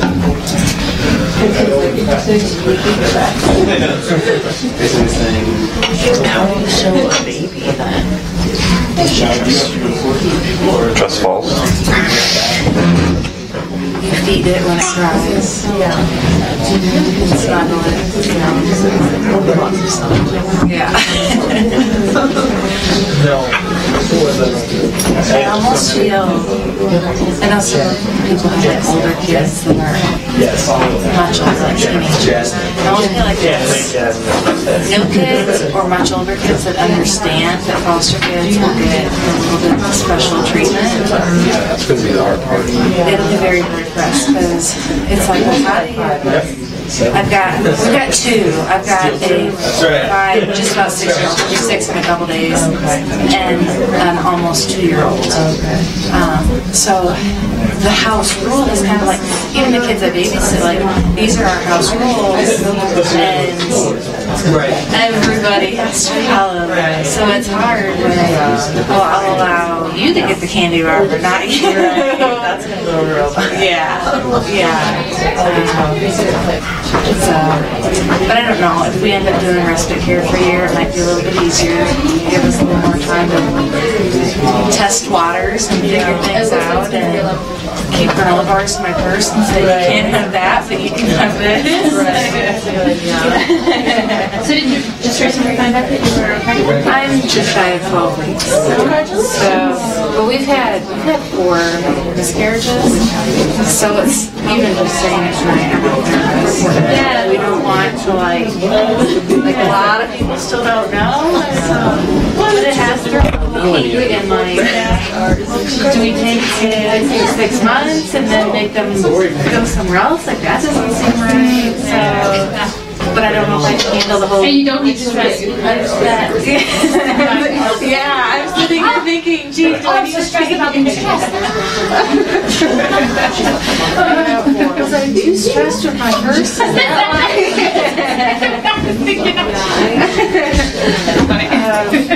So yeah, there's just a lot of different, and then that comes with like financial stuff, and I'm like, well, now I definitely need a van because like third row SUV, and I'm like, I can't. Like, but you have 2 right now.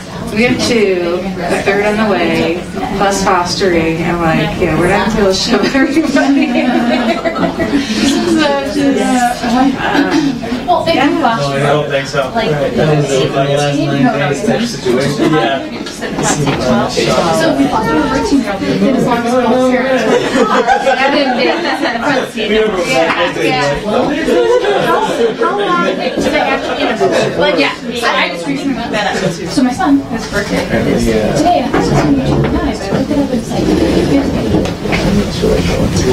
9 pounds or something ridiculous? I was thinking 65, but I gotta look it up again. Maybe We just got our first person printed on there. Must be 12 years old and sit in the front seat. but how long in a booster seat? Because it's supposed to be like up till then. like a pound and they give you 5 inches. Yeah, a second grader. So as big as me.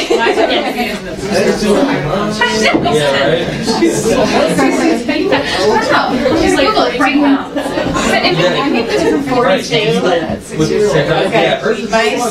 He's just shy of 6. He's we're not going to do anything on any dummies. They near 50 pounds. I'm convinced it's going to get longer and longer. Kids are going to be 16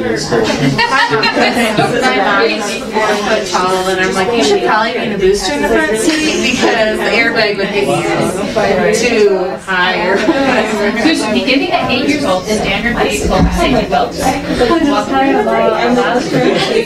seatbelts at age 8 is recommended that you wait until you're at 4 feet 9 inches. Transition age to seatbelts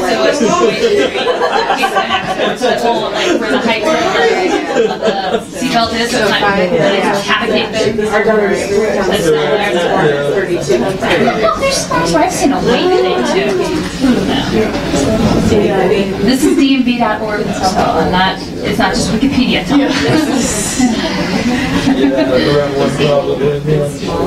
That's crazy. That means Wyatt just got her car seat.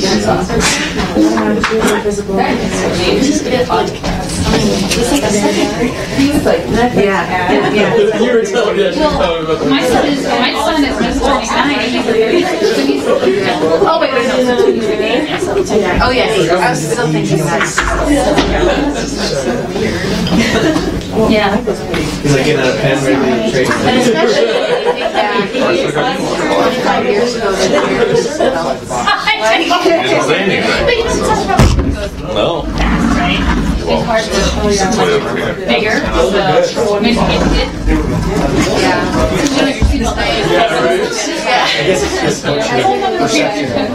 They've made them Yeah. Probably. They're just like, we'll give them a pass.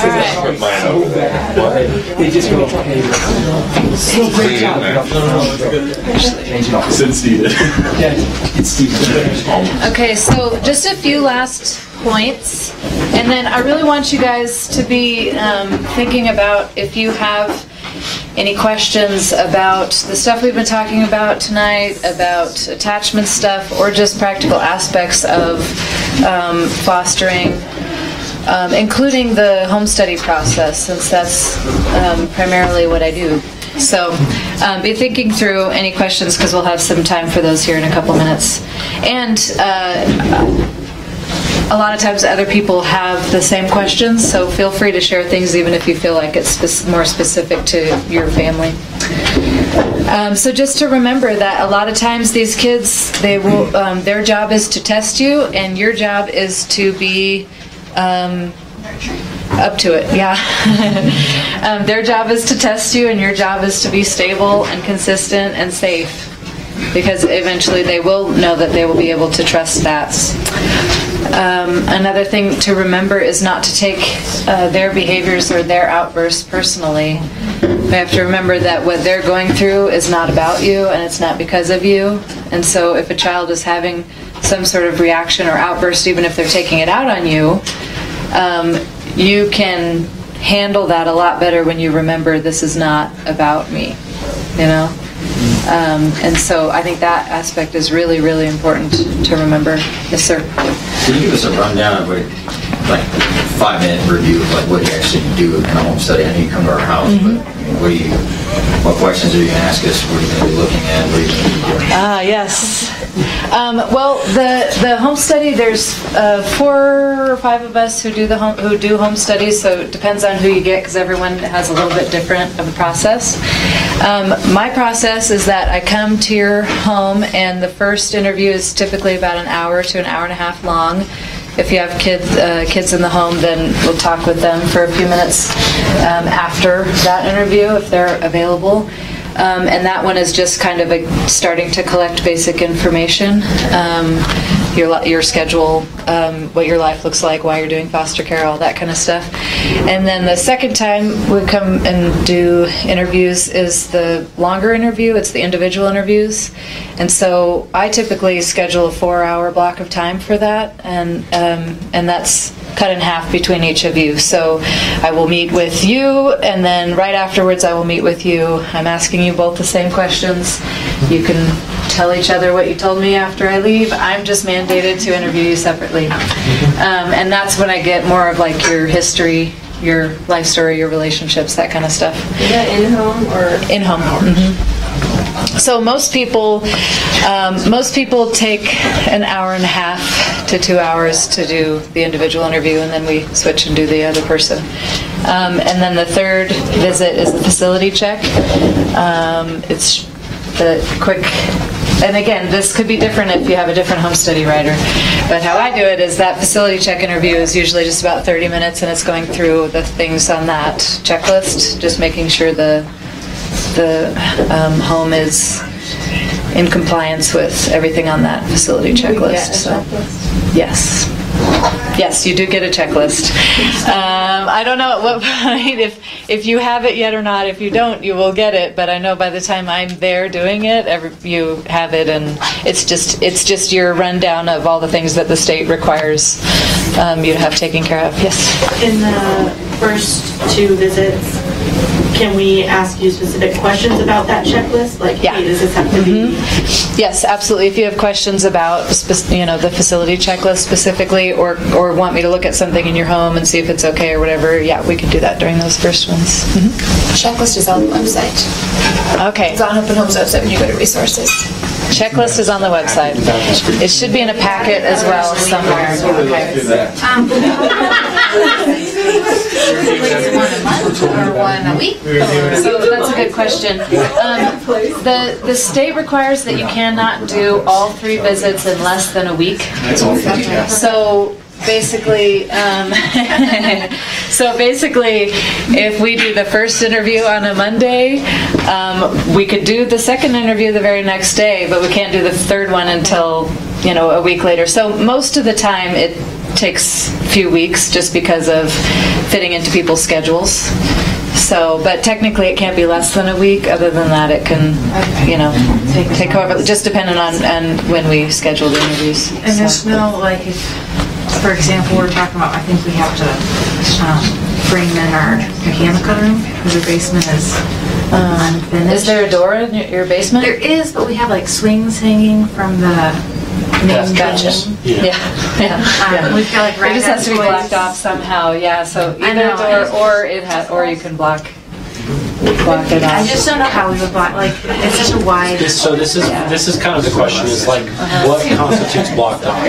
Because one solution is to get a couple baby gates and like real simple and easy, but in my head, like, it's just a baby gate.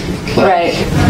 I mean, typically if somebody has a door on their basement, then that counts. But you'd have to have the door closed. Yeah. Do you have to have a lock on the door or no? To the electrical stuff or basement? No. No, they're just for hot water heater, furnace, that kind of stuff has to be either in a closet or somehow blocked off, and a door to the basement counts. But if that door is going to be open, I'd have to look at the exact wording on it, because I know we've had plenty of people who've had that scenario before where it's in an unfinished basement. So let me check on that for you.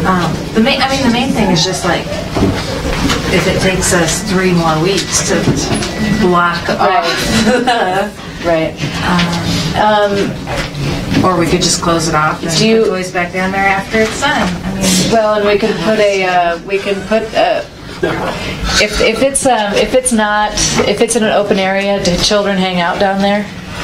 We go down during the day, like they ride bikes down the little trikes and swings. So if it's blocked off somehow, and then whoever's writing your home study could say that no foster children would be down there unsupervised. Okay. That's a possibility as well. Okay. Yeah. Did you have a question back there? 2 actually. One is about the water temperature. Like, do you actually take out a legitimate thermometer and measure? Me personally. Somebody turn off the video. No. How do you get in the water? Yeah, because that's on the on the state checklist. Basically, it's to so that a kid can't turn on the faucet and get scalded. So the water has to be at a certain temperature. But I'm not sticking a thermometer in anything. Okay. Well, I mean, the thermometer, like we turned the water on as high as it could go and stuck it in.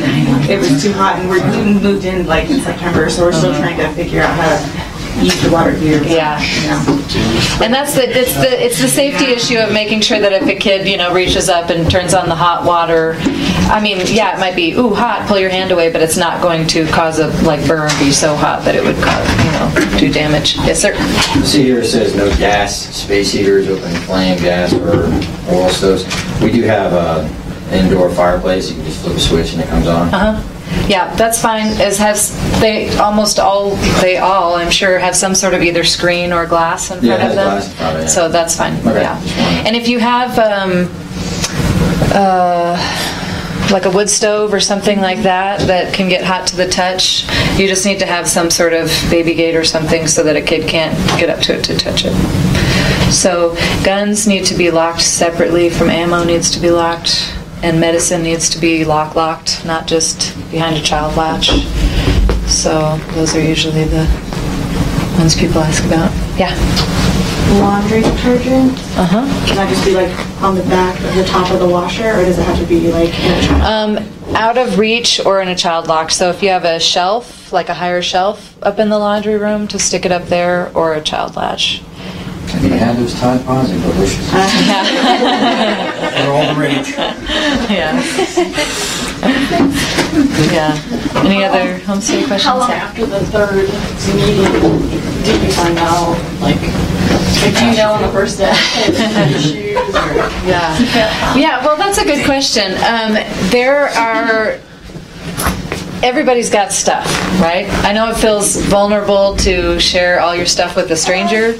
I did it. We adapted. I've been on the other side of the couch. But we're not looking for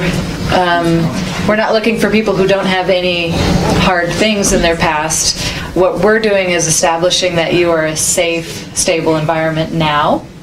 And so as long as we can establish that you're a safe people and of a safe home, then it's pretty rare that we wouldn't move forward with somebody. So if we get to the end of the interviews, you'll know. I mean, in my 4 years of doing this, I've only done 2 interviews where I knew we couldn't move forward with somebody afterwards. Yeah. So She said, what do we need? And they were one of them. No, okay. So typically after the facility check, it's just a matter of writing up the 18-page home study, which you will get to read and sign off on, and then as long as we have all your other background checks and all your other stuff, and then you can get licensed pretty quickly once the home study's done. So, yeah. Yes, sir. So what I'm hearing you say is that you don't usually fail people, but you do fail them. Well, we'd have to have a pretty significant reason to not move forward with somebody. And I was saying, I've only come across that twice in 4 years of, doing this, multiple families a month. So most things we can just discuss with you and mitigate. We're just wanting to establish that we're not going to take kids out of trauma and stick them into trauma. When you hear horror stories about kids in foster care being, beaten or abused or neglected or whatever, that's because systems in other states or other places don't have these kind of things. A lot of people will just get licensed straight out of the Department Child Services, yes, that one, and don't have all the vetting that we do here. So that's when you might have instances of people who are not doing a very good job with the kids. But yeah, all we're trying to establish in the home study is, here, and it's also our way of, so the state who's officially offering a license for you guys to be foster parents and sticking kids in your homes, they are not personally meeting you and coming into your homes to establish what kind of home you have and what you're like and all that. So that's a big part of the job when we're doing a home study, is just we get to know you, and then we describe you on paper, so it's a way for the state to say, okay, I feel like I know this family, I feel comfortable putting kids in their home. So that's the whole point of the process, just to make sure that we are doing right by our kids, because ultimately we care about you guys and we want your guys' success, but our client is the kids, right? And we want to know that we're doing best by them. So, but we need foster families. That doesn't mean we're going to just license anybody who walks in off the street, but it's okay to have some junk, we all do. I've yet to meet a person who doesn't have anything to mitigate on a home study, but that's okay, because also it makes us, we're real people. We've gone through real things, and so have these kids, and we get to be part of a team to bring them, to a spot of healing and just help them feel safe. So, yeah, good questions. Yeah. So when you go to the home study, then you write up stuff and you correct, then you give a time frame to correct those issues? Or? If it's like stuff with the facility check, you mean? So typically it's, if we have any questions about anything that's happened in your past, we can just talk through it on the spot. And then typically I try to wait to schedule the facility check until people have gone through their checklist and they feel confident that everything has been taken care of, so that when I come we can just check everything off the list and you're good to go. So, One more question just about the specific checklist. It says for bedrooms they can't be trapped. Does that mean can a baby gate be on the doorway, or is that not okay for the foster bedroom? I've never gotten that question before. So it has to have obviously a door and a window, and you're talking about for toddlers, for little ones? Yeah. So that I don't have to right, so you don't have to shut the door. I would assume that is fine, but I can't 100% answer that question. Okay. Because they need access to be able to get out of the room, but obviously we have baby gates for safety. If it's a toddler, they don't need access to fall down the stairs. So I would assume that would be fine, but we might need to, I'll have to ask about that one as well. So yeah, good question. All right, any other home study questions? With the ones who failed, wasn't there past jobs? I shouldn't have said it. No, it was there were things in their current lifestyle that would not be conducive to the safety of kids in their home, or a lot of distress in their current relationship. That foster care can be stressful on a marriage, and so if a marriage is already falling apart, we should not stick foster kids in your home. So it doesn't mean you can't have ever gone through a rough season or anything like that. It's just, if your marriage is currently in a rough season, then right now is not the best time for you to be doing foster care. So your questions with us in the 2 hours is like how we were raised. Yeah, getting to know your immediate family members and how you were raised and life experiences and current relationships and all that fun stuff.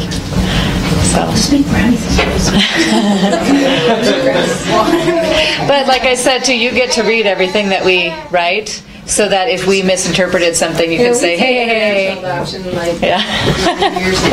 so I remember it, but I don't. Well, and also this is a specific way of doing home studies that Colorado switched over to several years ago, called the SAFE Home Studies, and it's an acronym. And so some people who do home studies in other states or who have done home studies in the past maybe had a different process, but that's the kind that Colorado does now. So they just have a long list of information that we have to get and address. So, yeah. So if you get certified through the home study, you do have to take a home study again in future years. You don't have to do a whole home study again. To like renew your license. No, you don't have to go through the whole. The full home study is just to get licensed, and then it's more just like an update to maintain the license. Yeah, that's good. This is for our first facility. With the garage, because we are open for older children, do we need to have like a higher up bolt that a child wouldn't necessarily be able to reach, or is just the deadbolt that, because we're in the Air Force Academy, so there's only so much we can do to no, you don't need a higher up deadbolt unless that specifically becomes an issue. But the garage issue is more just needing to be, a safe place, like get your paint cans off the floor and running chainsaws and stuff like that. So it's just more establishing that if a kid went into the garage, there's not hazards all over the place for them. Yeah, that they'll make it out.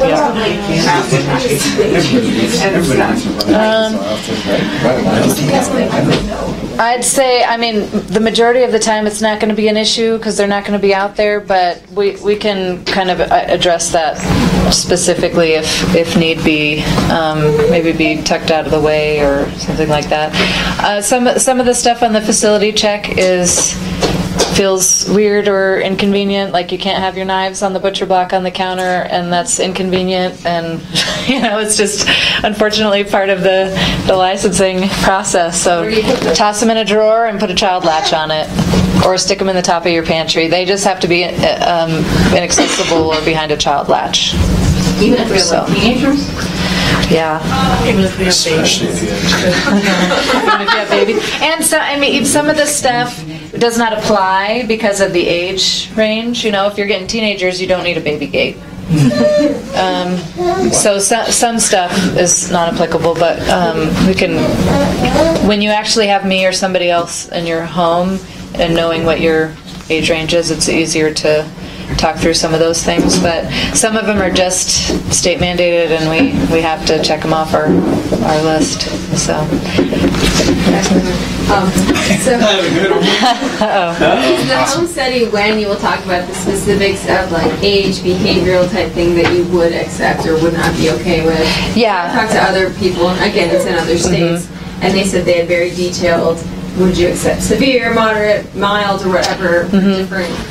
Yeah, what we do is, we license all of our families for 0 to 18, so that, and we do that just so that sometimes we have our preferences. You say, oh, I want 0 to 4, 2 kids, and then we happen to have 2 kids who come in and they're 2 and 5. You might be open to accepting that, but if we wrote in your home, if we only licensed you from 0 to 4, you wouldn't be able to accept that. So we just license all of our families for 0 to 18, but then we do talk to you about what you feel like you can handle, what your preferences are, and there is a section in the home study where we'll specifically say, you know, at this time the family feels most comfortable accepting 2 to 3 kids between the ages of 0 and 14, you know, whatever parameters you give us. And then when we get calls about placements, you know, we see who's available and we'll call you and say, this is what we have, and you can discuss with each other if you feel like it's, you know, we try to call in within your parameters of what you said you feel most comfortable with. And then there are some times where we're just in a bind and we need somebody to take a kid, and we might call you and it's outside of your parameters, and you can discuss if that is something that you're willing to do or not. So, yeah. Anything else? I have a question on the guns that need to be locked separately, but what if you're carrying on you?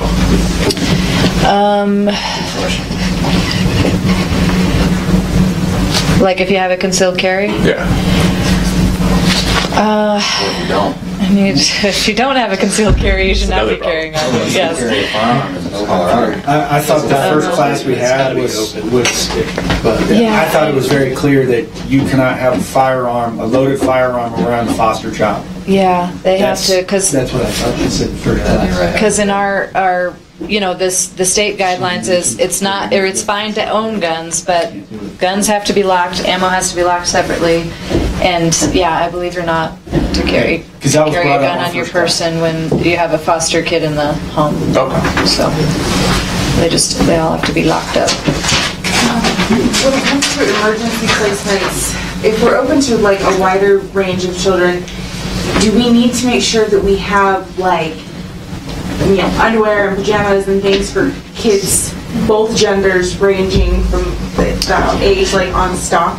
Right, because that would feel really overwhelming, right? I mean, some people have collected a big stock of stuff and they're very open to whatever. We do have access to things here, and if you do get an emergency placement for a kid that you're not prepared with stuff for, you can come here and get stuff, and we have other ways of helping you access things quickly if need be, so you don't have to be prepared for every single option, because we can help you get there. In the morning and get basic. Yeah. If we call you and have a 5-month-old and you don't have anything for a 5-month-old, then we can help hook you up with some stuff to get you going. So we're not required to, like, for the home study, have like all of it. No, you need to have basic toiletry supplies available and first aid stuff and that kind of stuff. But because you don't know the exact age or gender of the kids coming into your home, you're not expected to have all the stuff that they would need. So, do you know what the current car seat out date is? Oh, the expiration dates for them? Well, I thought it was 5 years, and then we went to CPR with somebody who said it was 6 to 12 years. So then I'm like, oh shoot, ours might be outdating. What do you mean by outdating? Like, so we got it when my son was born, and he's turning 6. They technically have an expiration date on them. Yeah, they. It's a cool because they go bad. I know, right? That won't help us This no one's more. rotten. I mean, if it's been in a car accident and stuff like that, I get it, but I don't know exactly what the expiration date is. What's that? Like, is it checked? Like, no, because I don't have my. I was looking to see. I have my facility checklist at home to look at the exact wording on it, but I think just that you have access to appropriate car seats, you know, whether it be 5-point harnesses or booster seats, for depending on the age of the kids you get. So, yeah. Anything else? All right. So good questions.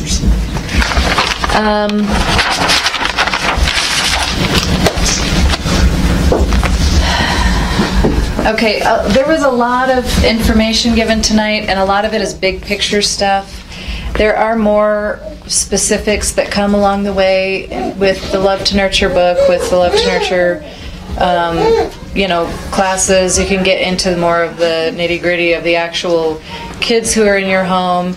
Once you guys are in support, have kids in your home and are in support groups, you're sitting around with other people who are going through the same thing, who are experiencing a lot of the same things.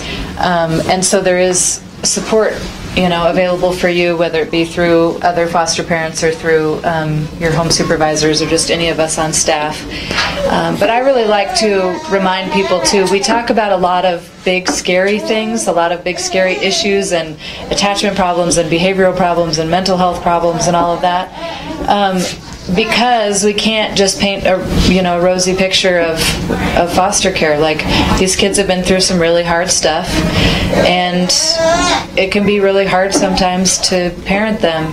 But I also have to say that because these kids have been through really hard stuff does not mean they're not going to be wonderful kids. A lot of kids do really well, and when you have those breakthroughs of establishing that bond, you'll fall in love with these kids and they'll fall in love with you. And I had somebody ask me once in class if you know a kid isn't going to stay with you permanently, if you should hold back from fully attaching, because wouldn't that just be another loss for them? And that, I thought that was a really good question. And the truth is that we don't need to hold back anything from these kids, even if we know that they're not going to stay in our home forever, because the more that we can fully give ourselves to them, the more they're going to heal and be able to connect with people who come after us. As long as we're keeping our walls up to protect our hearts, they're going to be doing the same. And that's the other thing to remember about doing this, is that yes, we do have to take care of ourselves. We have to take care of our spouse. We need to make sure that we're staying healthy and that we're getting the support we need. But ultimately, we have to choose to put their need above ours. And if we have to get a little heartbroken so that they can experience healing and trust and attachment and success in their adult life, then that's just, you have to decide if that's something that you're able to do. But I would definitely say, don't ever feel like you have to hold back from really loving on a kid and attaching to a kid just because they might not stay with you, because ultimately it's not going to do them any favors to hold back. Just feel free to love on them the best that you're able, and to be crazy about them and to know them as well as you can, and they will do better because of it. So like that video mentioned, just having one adult caregiver who is crazy about you and loves you and cares about you makes all the difference. And then it's just another example of healthy relationship, that they're able to do that with the next place, or that they're able to have healthy relationships when they're adults. So don't feel like you need to hold back just on the off chance that they might not be staying for good. So I think we've gotten through a lot of information, and at this point more, like I said, more details come in Love to Nurture, and more practical stuff once you actually have kids in your home and it's not hypothetical anymore. But before we finish out officially, yes? What's the launch weekend? Like what happens in launch weekend? So there is time of getting to know other families. There's time of getting to know, there's more talk on just foster care issues and community building, and also there's usually like a teenager who's gone through the Hope and Home, whether like we have several teens or older kids that have been adopted by Hope and Home families, and so we like to bring them in to actually talk to you about the realities of what it's like to be a kid in foster care and how their family, helped and stuff like that. There's a lot of really great information, and launch weekend is usually pretty fun. All right, any other questions on any of this stuff before we finish? Got a lot of good questions. All right. Well, thank you guys. You did great tonight. I think we are all finished up. Do you need these papers? You can keep the papers. People who are watching online have to sign them and turn them in, but you guys can keep your papers. Just make sure everybody's signed in on the form, please. Should we foster care? Actually, overseas 5 months, so I thought I would be ready to the side, prolific side, so in that, I don't always know how to, like, I have a lot of friends that are in the adoption world, friends in the foster world that I've watched. The foster friends really important. How do you feel like you set up a child for emotional well, especially with the kids? And like, create the safe boundaries when you have guests in your home that want Yeah. Well, I have friends who totally just said, yeah. We missed, so that's our makeup. Okay, great. Thank you. I have friends who've totally done the Thanks. for the first 3 months. They did. And mutual friends that have about it